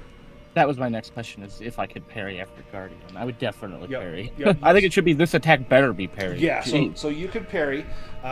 Your parrying weapon will take this damage, and if it exceeds it, then your weapon will be damaged. But we'll see. Go ahead and make a roll. This will be just your weapon roll to try and parry. I'm going to roll the damage. That was close to a demon.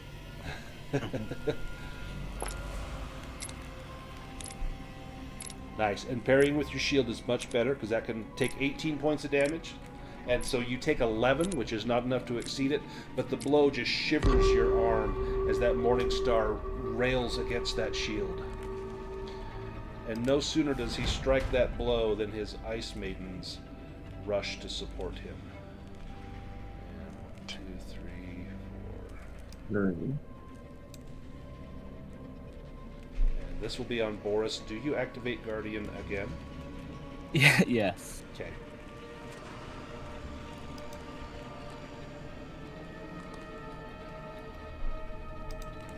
And do you parry this, or do you... Well, parrying is not part of yeah. Guardian, so I assume that was my action. Yeah, so that was your action. Yeah, so this attack just comes in at you. But you've got armor, unless they decide to be jerks and find the weak spot. Would they find the weak spot on the bear? He's a, light clothes wearing sort. Well, are you... Is this coming in at you? Did you do Guardian?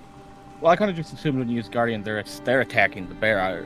When they attacked, I don't know, leapt in front of it or something. But I suppose that's you. I like that. I'll just say they just slash at you. I'll give us every chance to try and survive this. Yeah, it could be. It could end up worse. It could have been that they rolled a demon on the other one. We'll never know.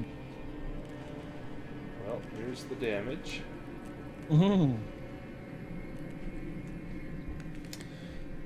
Okay. I'll let you assign that. That's what, 4 points of damage? Yep. Frostbite, your turn. And we see blood coming out of Kitty. We'll do the same thing. Activate hunting instincts on Prince Siglet. Okay. And then I will move. Oh, yeah. Okay, so if I remember hunting instincts, I'm just looking it up right now. You designate it, counts as an action, then you follow the scent, you gain a boon on attacks. Yep, alright, perfect. Just like Baston. Alright, Archmaster Aedan. Alright, let's see. Did that. Did that.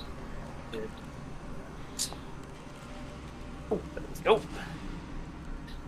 Oh, good roll. Roll damage. Nice. Very good, very good. That used up all my willpower points, Oh shit. but it was effective. We need It was effective. we need Felorian with his drained willpower. Yeah. We're really feeling it today. And okay, that was me. He takes the hit. William, your turn. Well, William will come up around here and throw one of his harpoons into this Siglet fellow.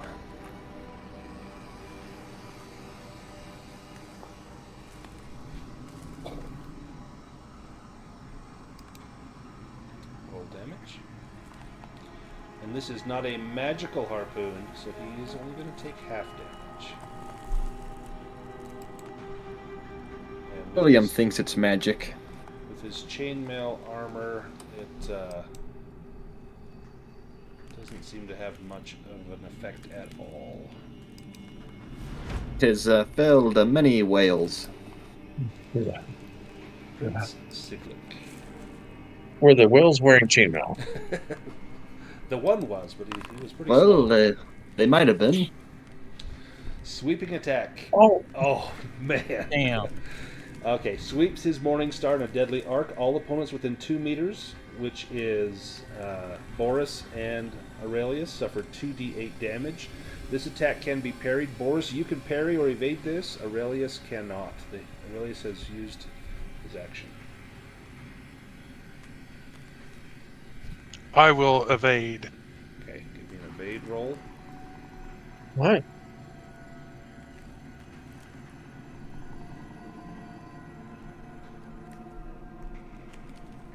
Nice. You managed to duck out of the way. And Aurelius, you... Hopefully this does not get through your armor. Okay. 5 to Aurelius.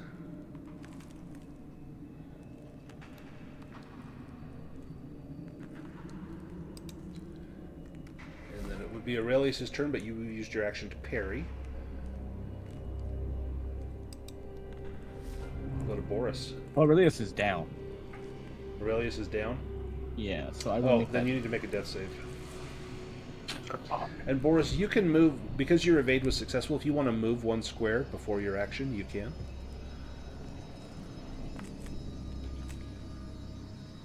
It was an important boon Yeah, on thank that God. roll. Oh my Man. God, I considered not doing it too. Yeah, that would have been Oh. 2 fails. And then it's your turn, Boris. I used my attack to evade. Oh, that's right, that's right. Yes, so I'm done. Yep. Ice Thrall number 1.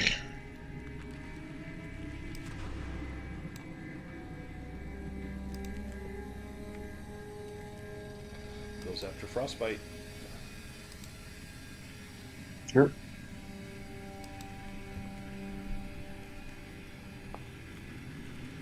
Why? Okay.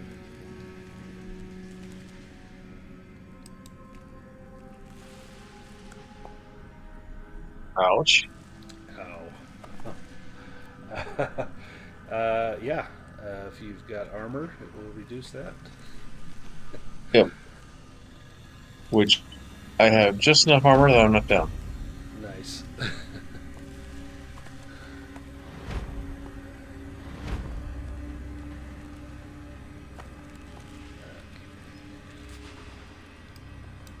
Got here. Where's it at? Drawing cards.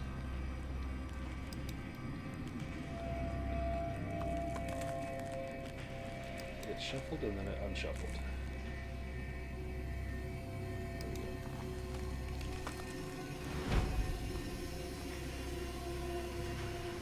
Okay, I don't know why this is. If I'm just really lagging or what?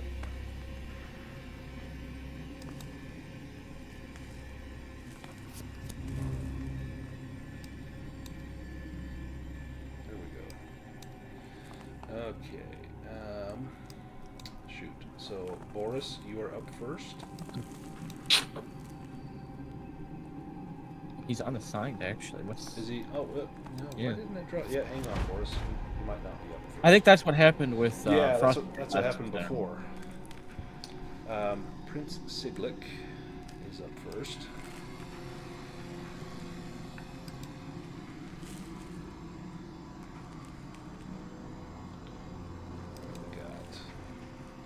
Can't be the same attack twice, so it can't be. Oh, it could be this one.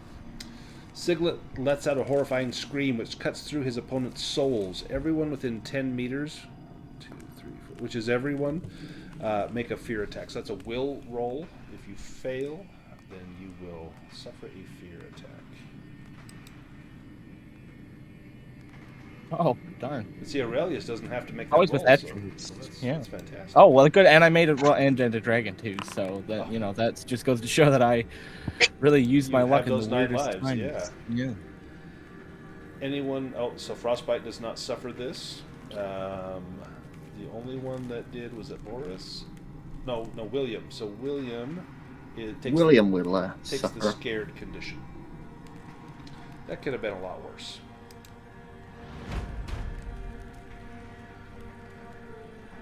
The Ice Thrall. You have 1 hit point left, Frostbite? Correct.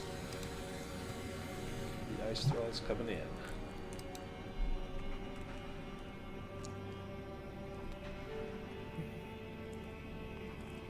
Oh, okay. Good. There we go. That's a miss. Then Aurelius, you made your death save and got a dragon. Oh, no. So I actually rolled the thing I wasn't supposed to roll. Oh, yeah. shoot. You want to try to rally yourself or just make your death save? I don't want to just make my death save. I'm going to rally and then he'll do a 48 on me. I know, right? So is that 2 successes? Yes. Perfect.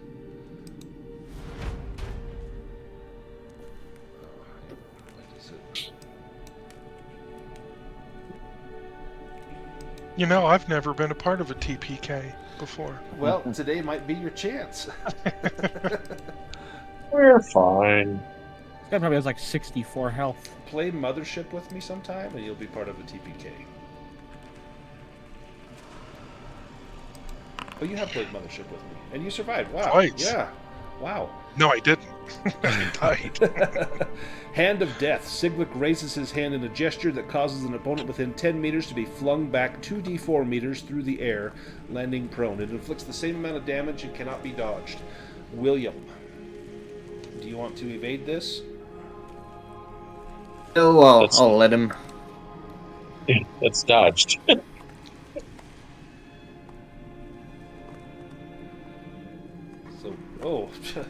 So you will take 7 points of damage, and you will be flung back to there. Frostbite. All right. I choose you, Pikachu. I'm gonna throw down the glass jar with a spider in it. Sweet. Let me grab a giant spider. And I'm going to have the raven shake its feathers on the spider, Nice. since it's still wet. Oh, genius. Let me grab a spider.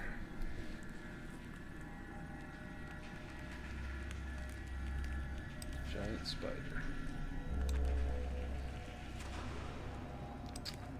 Put it right by you. Well, that's not very giant. Let me see if this spider's bigger. As far as spiders go, that's pretty damn big. That is quite large. Okay. The spider activates and will attack the creature nearest you, which is going to be this person right here. Taking this out of my inventory. I am getting the hell out of dodge, too. Okay, you can make an evade roll to get away. I'll give you a boon because the spider is wailing on this this ice thrall, the shield maiden. And the spider slashes through with mandibles.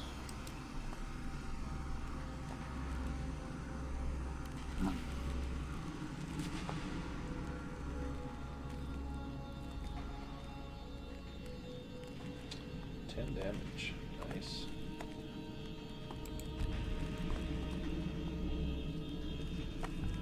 And let me add the spider to the combat tracker so that it will draw an initiative card next round for it. There we go. Boris.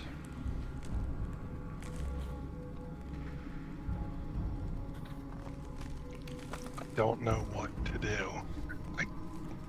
I'm out of willpower. I'm hurt. So there is a rule where you can pull willpower out of your hit points. It's dangerous, but it can be done. You can specify how many willpower points you want to try to generate, and let's see if I can find it. You specify the die. Right. Yeah, so if you have just 1 or 0 willpower left, you can draw power from your body if need be. It is harmful, potentially lethal. Roll a die of your choice, d4, d6, d8, d10, etc., before casting the spell. That result indicates how many willpower you gain and must use straight away, but you also take the same amount of damage. Willpower not used or immediately are lost. The damage is applied after the spell is cast. Power from the body cannot be used for healing spells. So if you do like a rank 1 spell, you can just do a d4, and as long as you get at least 2, you'll be able to cast your spell. If you get a 1, you just take 1 damage and your spell doesn't go off. If you get a 3 or a 4, you just wasted that. But if you want to pull from your body, you can. I will do 6. Okay. Brave. Hang on. What spell are you casting? I assume Banish at rank 2 Yeah. or rank 3? Banish. Okay. I've got one willpower. So are you doing a rank 3 Banish? As much as I so can. then you'll have to roll muster. a 5 or 6 on the 6-sided die. Oh, and I got a 4, so got a I'll 4. just go. Well, I'll just go for 2 then. Yep. And is this on Prince Siglik?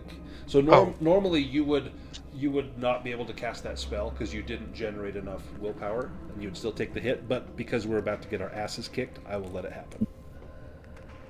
Oh, we should.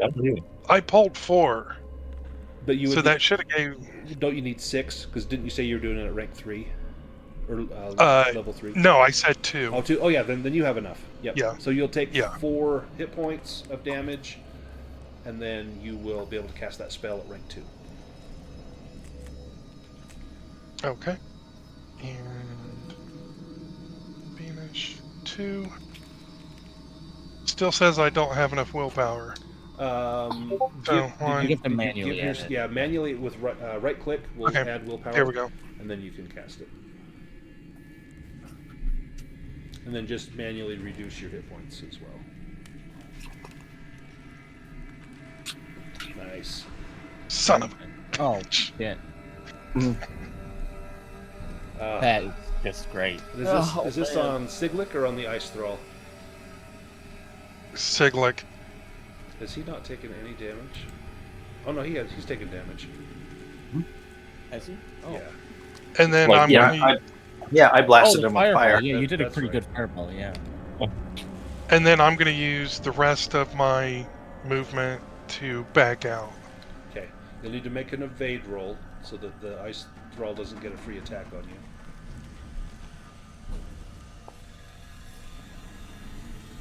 Nice. Yep. So I can go 6, I believe. Was your movement 12? Yeah. Yep, you can go six squares. Aoden, your turn. I will dig deep into my life force in order to cast magic. Let's do it. What level do you want to cast your spell at? 3. So you would need to I generate think- at least 6. I think you're reading that wrong. You choose the die, like D4, D6, D8, D10, Uh-huh. and that's how much you get, and then you have to use that this turn. But you don't have to declare the level of the spell so you know how much you have to work with. Yeah, so I'll do a D8. Oh yeah, it says before casting the spell. Okay, yep, you're right. You want me to roll that? Yeah, you'll take that do you much do? damage. No, you can roll it. You'll take that much damage, and then you'll gain that many willpower points. Why isn't it doing it? So you click on the dice and then click on roll, and it will roll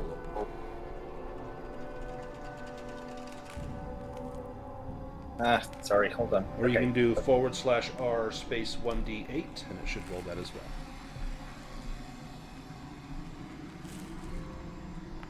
well. Oops. I did do 2. We'll take we can actually see what the first one is. If I click on it, it'll tell me the first one. Sorry, I've never rolled it manually before. Yeah, first one was the 3. Of course. Of course. All right. You got enough So for a rank 1 spell. Or level 1 spell. Let's see. Okay, so I have to go back to main, close. So I got 3 back. Yep. And you'll have to use them all right now, which I got it. Then you'll I'm just take gonna uncheck 3 it so it'll tell me. Perfect. 1, 2, 3 spells. Let's see if it'll tell me if I can do it that way. Oh, not enough willpower. Okay, that. Sorry, guys. Oh, can I only do a level 1? Yeah, because you only generated 3, and it costs 2 willpower to do a level 1. But you got it. You got all of it. Hey, there we go. Nice. That works. That That was worth the 3 hit points lost. Oh yeah, that definitely worked. Let me give him damage. And can we only do that once? Nope. Or can we keep doing it? You can keep doing it until you die. As long as did you give Sweet. yourself the 3 damage? I did. Perfect. Yeah, you can keep doing it. The Ice Thrall is next. The one that's battling the spider, I think. Or is it the other one? It's the one No, it's the other one. And you are still down, right, Aurelius? Yeah. Okay. Yeah, I'm at 2 success. Okay. He would move. He would step over your lifeless body and go after the wizard.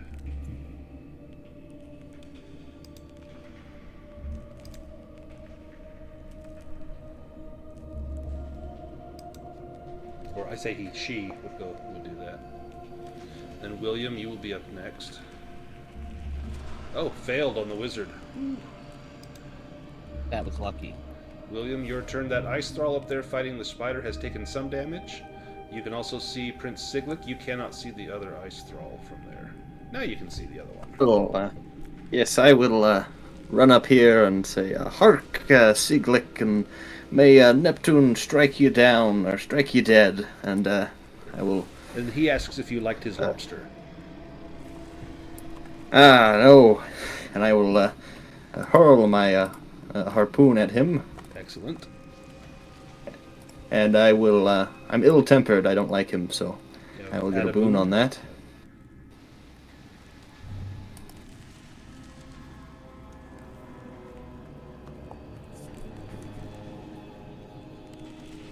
I'm a little dazed from being thrown against the wall. Yeah, you're seeing doubles. Ah. My God. Well, I guess my shot went wide. Dang.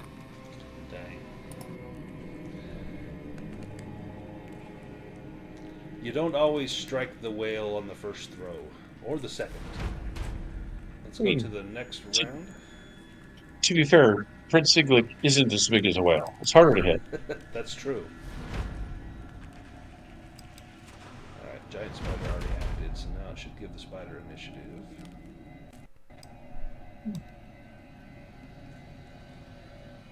Draw cards. Aiden, you are up first. Well, it worked before. Let's do it again. Let's do a D6.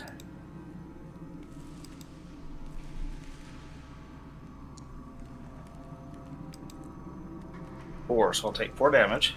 Okay. And now you can do a level 2 spell.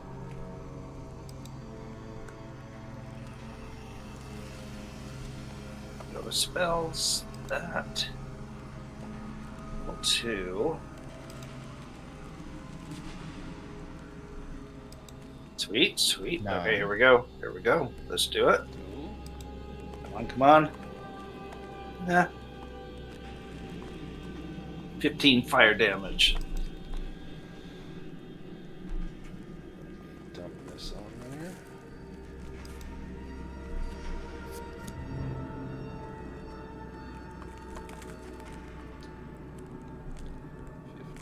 Fire. This might be enough. Let's see. Deal damage. There we go. Oh wow, nice. Prince Nice. falls. That is heroic. I'm gonna smash his sled too. Rosebud. bastard. Giant. That's my sled. What are you talking about? I think William thought it had his name on it.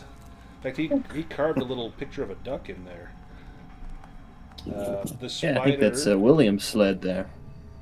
The spider is going to try and stick this ice thrall with web. The ice thrall will get an evade roll.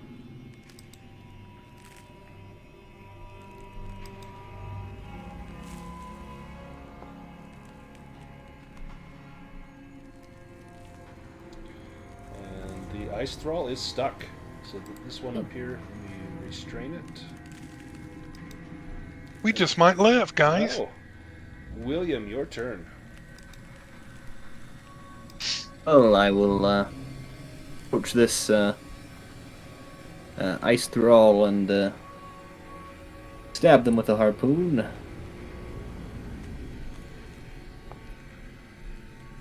Oh, I wanted to use ill-tempered as well. I forgot to add the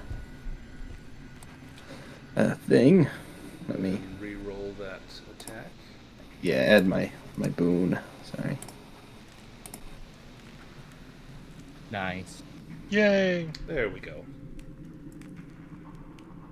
Roll your damage. You'll have to do it manually. Nice. 6 piercing damage. The chainmail seems to block much of it, but it does take a little bit of damage from that. Boris, your turn. I'm going to roll a die 8. You could die. You guys are playing free and loose with the No, that body won't casting count. here. Oh, okay. So I That's took. some good help. I got 6. Nice. So level 3. 1, 2, 3, 2, 3, 4, 5, 6. And let me add that. 1, 2, 3, 4, 6. Got 2 hit points left. We're gonna do this. Wait, so you could have died if Yeah, you rolled the if eight. you rolled an 8.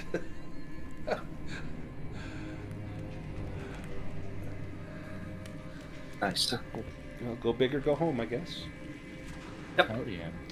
The bear isn't good at Oh math. damn. Oh. That yeah. Wow. Ooh. That's not even with a dragon. Yeah, I don't think I even need to, guess. So, you banished that shield bait. I am just gonna flip her like a state park dumpster. Nice. I've never heard that term before. You can move if you like. The giant spider will attack again.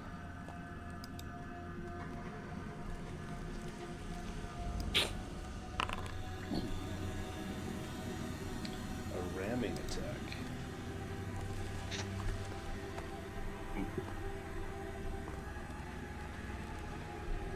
Oh, it doesn't take any damage. The chainmail resists all of that.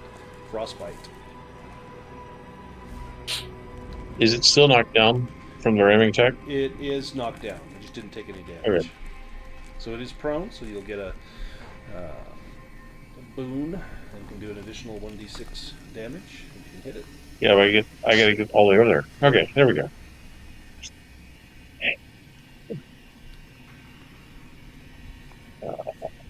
And then Oh. Aurelius is up next.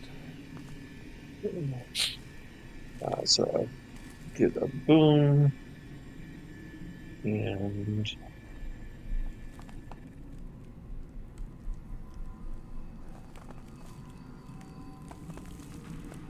You know what? We're gonna go for it. Push.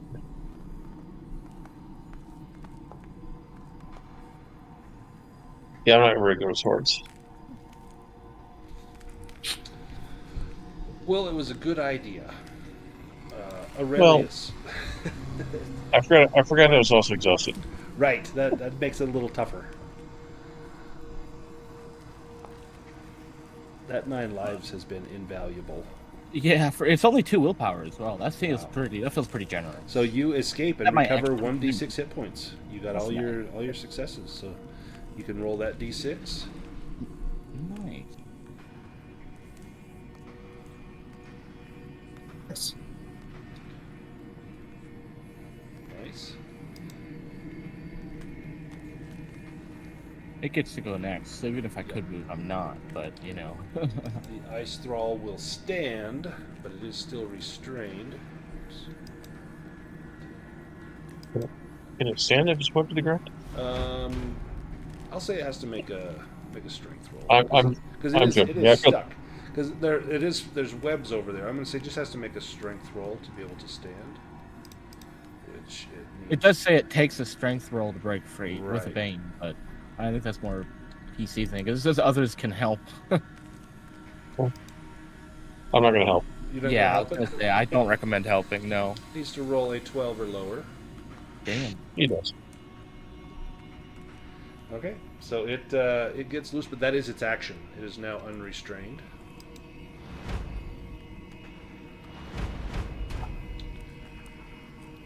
The next round, top of the order, goes to. Oh, why is it?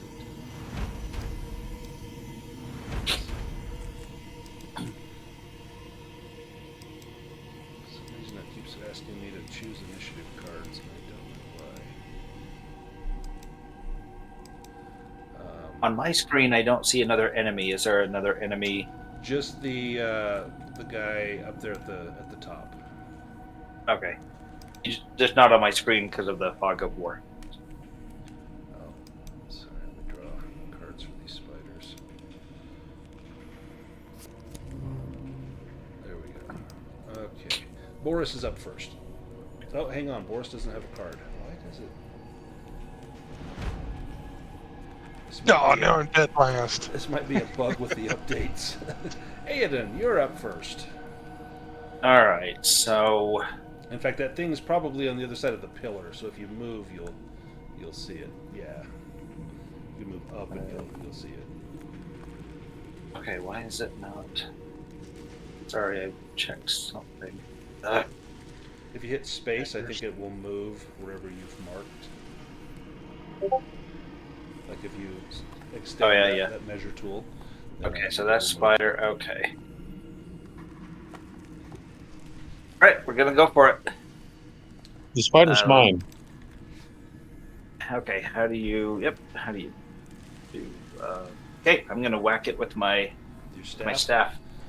Yep. So let's see. We go. T staves. Or you can click Roll. click on your staff as well. Or We got it. Got it. Ah, look at that. Uh-huh. All right. So then roll damage. What is the? So your staff, I think it's See. 1d8. Let me open your character sheet. I'll take a look. Yep. At 1d8, and I don't think you have a strength bonus. Nope. So just a straight 1d8. Okay.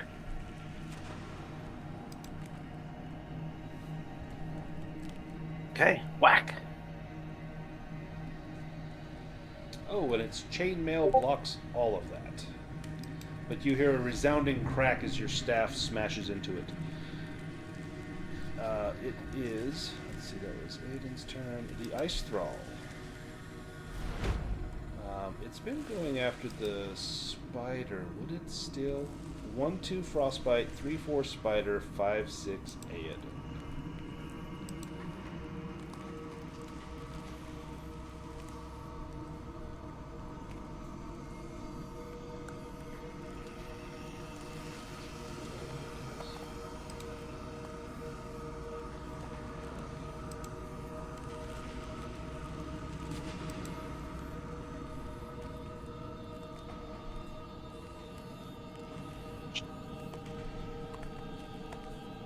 Spider.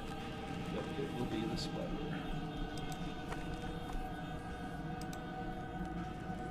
Broadsword slashes down at the giant spider,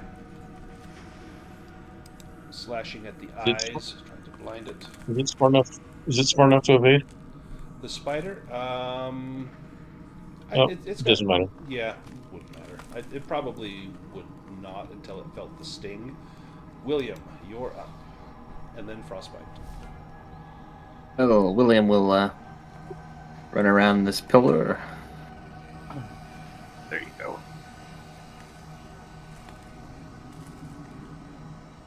If you move up one more, you might make room for Aurelius. I don't know if you can get that far. There we go. Oh, he can. Cat-like. I'm a little sickly at the sight of all of this grime on the floor.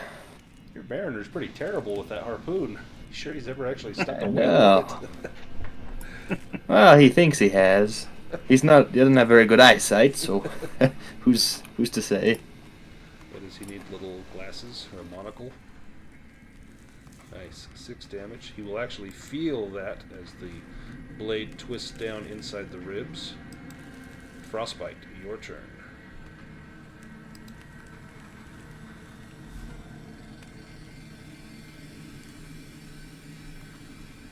So, put the sword away. That will be an evade And- roll to get away from there. Yep.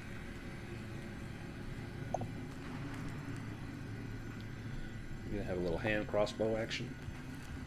Yeah, I'm You don't want to get hit. not gonna.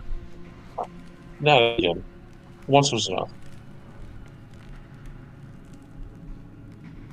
Seriously? Push. Yeah, this is making me sick. Nice. Oh, Okay. took it right in the eye.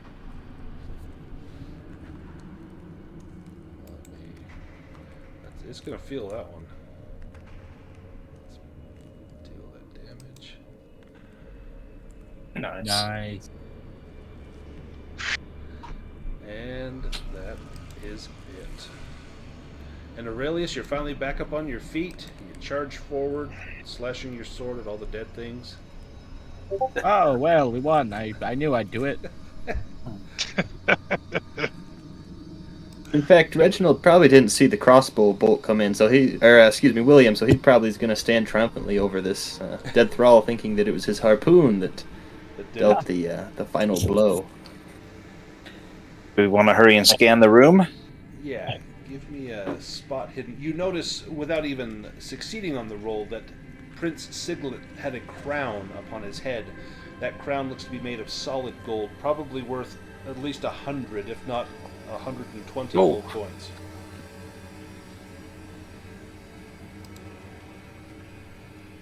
Let's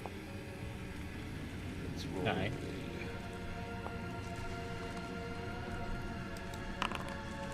Success.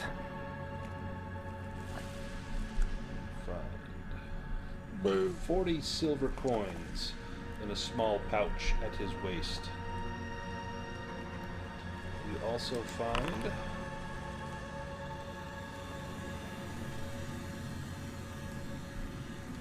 And have we been grabbing all the coins we've been finding? I hope someone's been keeping track. If not, we can kind of do an estimated tally. And 16 gold as well.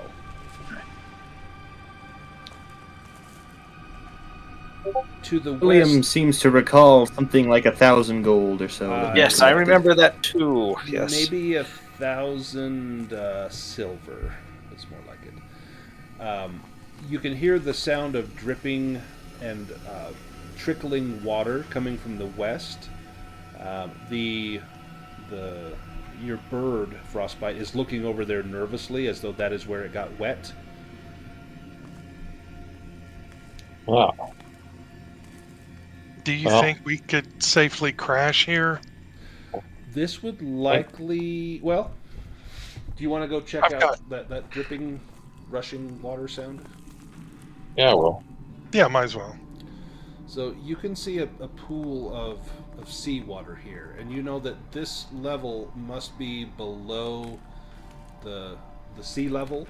So you are submerged at this point, and judging by the trickling running water, this is slowly being eroded away, but it may take years to flood this entire chamber. So you think this would be a safe place to rest. You seem to have vanquished the foe. You could also, it is quite cold. You could also go back up and see if Grinlurk would let you build a fire near his igloo. There is the matter of still getting home. How long do I have the spider? Until the spider is dead or gets bored of you. With the cold, it's suffering a little. It's quite cold in here. The spider regards you all as neutral. It doesn't seem to attack you because you've taken good care of it and you've fed it well. All right. So I'm going to feed the spider one of the fish, Excellent. and I guess I'll feed the raven the other one. But I want to try to convince the spider to pull the sled upstairs. Give me a beast lore roll with a bane. Can it be persuasion? You know what? Yeah, because this is kind of like a pet spider. Also with the bait? Yeah, with a bane. No problems.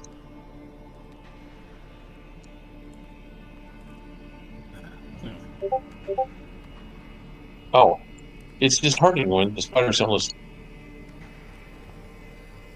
Like, there we go. The hard part will be to get some sort of harness on him. Well, he's got webs. And he kind of like disregards your attempts at getting him to be some sort of beast of burden. Okay, well then I'll put my back into it and pull the sled up. Nice. Did we can we throw like all the chainmail and Yep, all the loot and everything. So there's a morning star in here that belonged to the prince. He's got his chainmail, which is still quite ornate and fine. All the coins. You can put everything on the sled and drag it back up. All right, let's do that, and then we'll put the sled on top of the boat in a bottle. So when the boat expands, it slides on the deck. Perfect. Let me take us back up to the iceberg, and we will do this. And then we'll ask what's his nuts if he wants to come with us. Grinlurk, seeing the haul that you brought up, says, "Yes, take me off of this accursed place. Truth be told, I've grown tired of fish. I desire." That was fast. Yeah, it turns out I don't like fish. I thought I did, but I desire warm flesh, not this cold-blooded. Find walrus or seal or whale. That will sate my hunger. Or bear. And he looks at Boris again. But only white meat. I like polar bears. Does that mean I can? So will you give me my fishing pole back if you don't want it anymore? He looks at you like you're speaking Greek. Like, give back. Grinlurk not understand. You give this to me. I let you live. Fair trade. Good enough. You can make a persuasion roll if you want. I got disheartened with the. Oh, damn. Wow.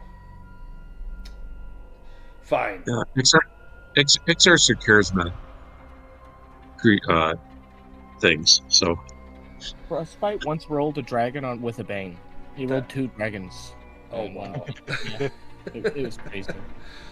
He hands you back the fishing pole and goes and gathers up his meager belongings in a large sack. How we get off island? And you set down the bottle with the ship, put the little sled over it, and then maybe grab a little. Well, before we do that, yes. William is going to get something, maybe a knife, and he's going to carve William into the boat while it's still tiny. Nice. But all it looks like is a couple of scratches, but to you it says William. Yeah, I'll Yes, I'll help you yeah, with that. William would know. The first letter in William is an F, Then and then an R. R. O. He looks at it. William. Yes, yes. Uh, you set the boat down, the sled on top. You get a handful of seawater and splash it over the boat, and it instantly grows to full size, a double-masted schooner. It slips into the ice. You've got ropes that you're able to kind of hold it. Grinlurk picks all of you up and sets you onto the ship as it rocks and bobs against the side of the iceberg. And then with a great heave, he pushes off as he climbs on. The ship actually rocks sideways a little bit. For a moment, you think it might capsize, and you can hear the creaking of timbers as his bulk settles in on the main deck. And he sits down with feeling the wind blowing past his tusks and through his hair.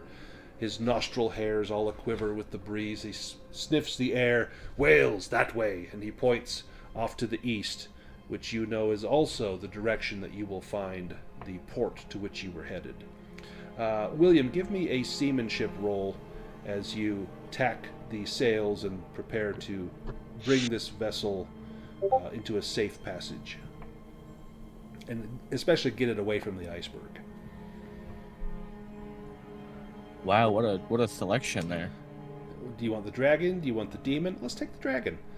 I think I'll take the dragon. Yes, I feel right at home. In fact, I think William thinks this is his ship now. He's the captain of this vessel. He got promoted. You spin, from galley, rower, basically rower number 7 to now captain. You spin the ship's wheel. The rudder groans against the current as you angle it away from the iceberg, and it begins to drift off towards the eastern horizon. As the sun sets behind you, you hope that with the dawn, land might be sighted. And that is where the Iceberg of Horrors ends. Nice. So now we can all do our improvement rolls. So you will all get to choose 5 skills that are not already checked. And you can check those boxes and then check the little up arrow, and it will do those improvement rolls. We can do them one at a time. That way we can all participate and share in everyone's misfortunes here. Let's go. How about Boris? Let's do you first. Alrighty, we'll go for animism first. This is the one you really want. Got it. Nice. And then brawling. Nope, didn't make that one. Evade. Did make that one. Healing. 10s or better. Good.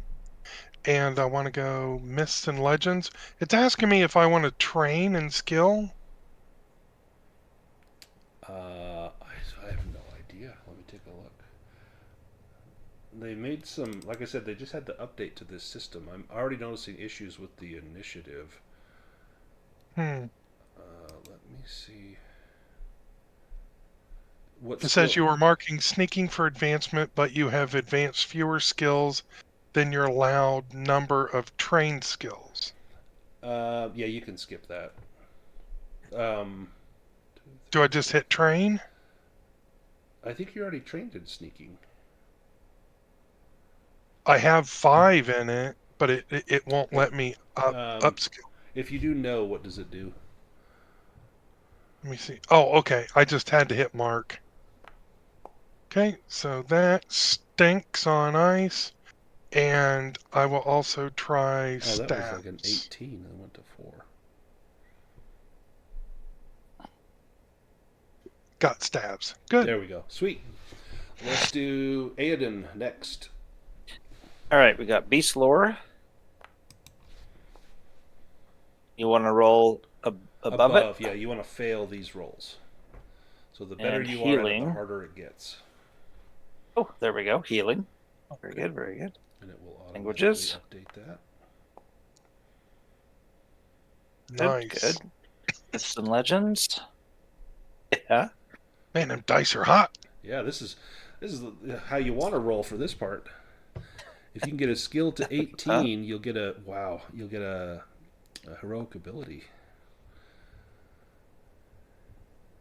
And then, okay, so I have a check on evade. However, I would rather use that point to learn a spell from a scroll. So Right? Is that how we did it? yeah, but you would have to use the check mark that was for elementalism, um, which Okay, I didn't know that. yeah, which you just rolled. So we'll assume Okay, that that's one fine. didn't happen. So you can do the evade, and then you can make a languages roll.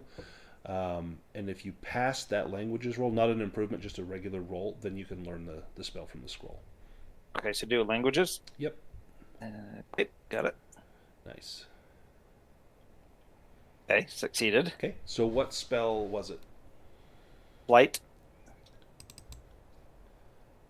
I have a scroll of flight. Perfect. Let me get that for you.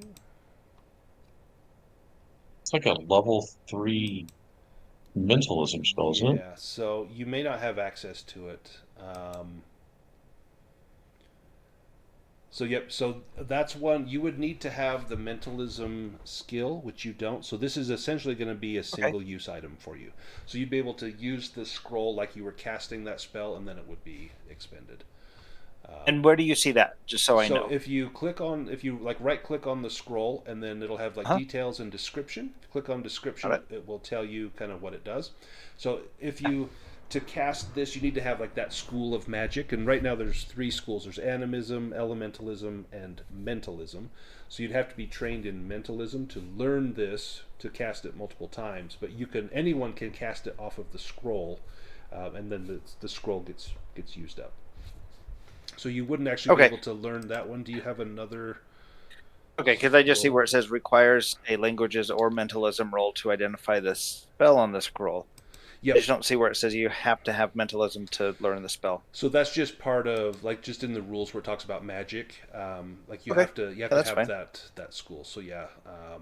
So you also So no, have the we'll just call it good. No, yeah. I'm good. Okay. So but That you was could me. use that as a single use item for sure. Yep, that was me. William, you are up next. Oh, and then everyone can do Oh. like their full night's rest to recover all their points and remove all their conditions. Oh yeah. Their Good. My shift my rest. harpoon score increased. Excellent.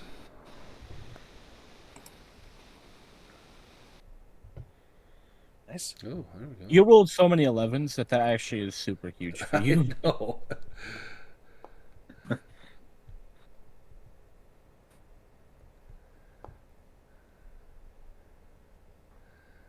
Performance went up. I think that was from your book. So you learned a new jig. Yes. Oh, I thought seamanship would go up. That's too bad. As long as my spears went up, now I Yeah, can that's hopefully hit more spears, often. beast lore, and performance. And then we've got Sir Aurelius.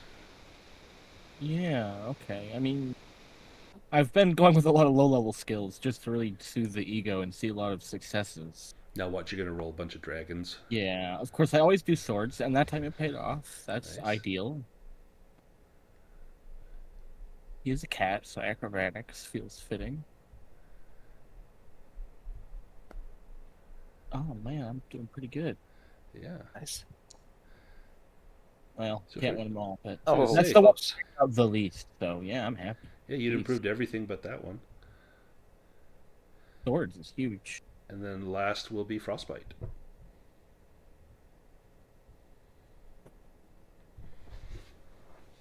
Some of those big numbers you guys are getting. I know. Let's see if you can match that.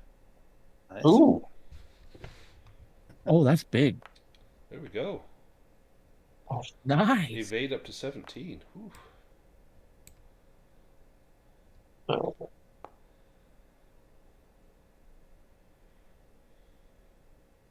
Let's see. Spine. Yeah. So your seamanship went up. You must have learned a thing or two from William. You learned a couple of good cuss words and how to not spit into the wind.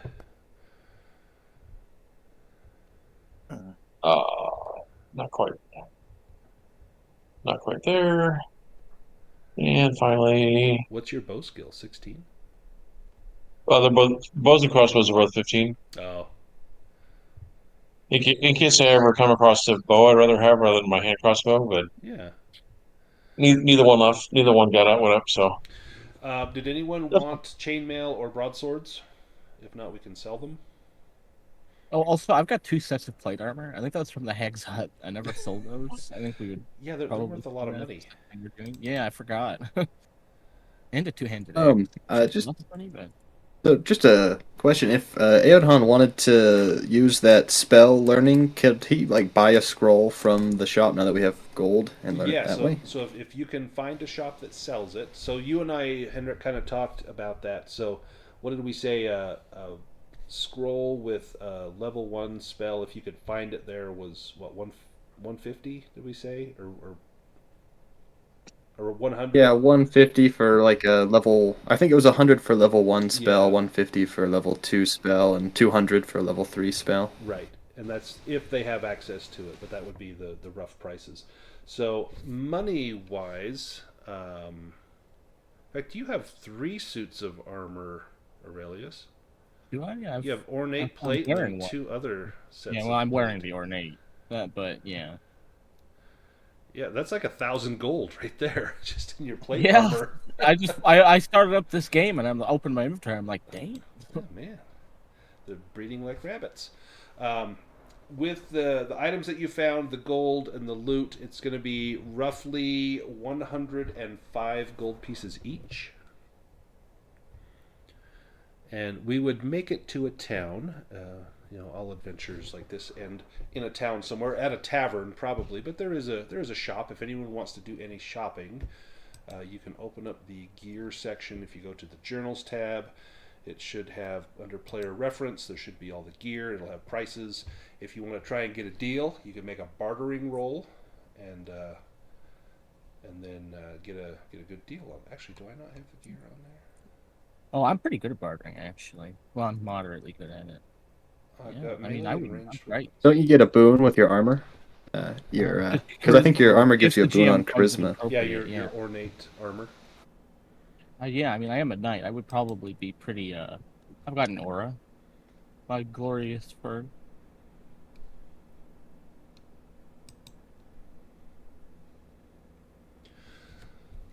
So I will. I'm going to stop the recording, but I'll leave the server open for a bit, and if anyone wants to do any shopping, we can do that.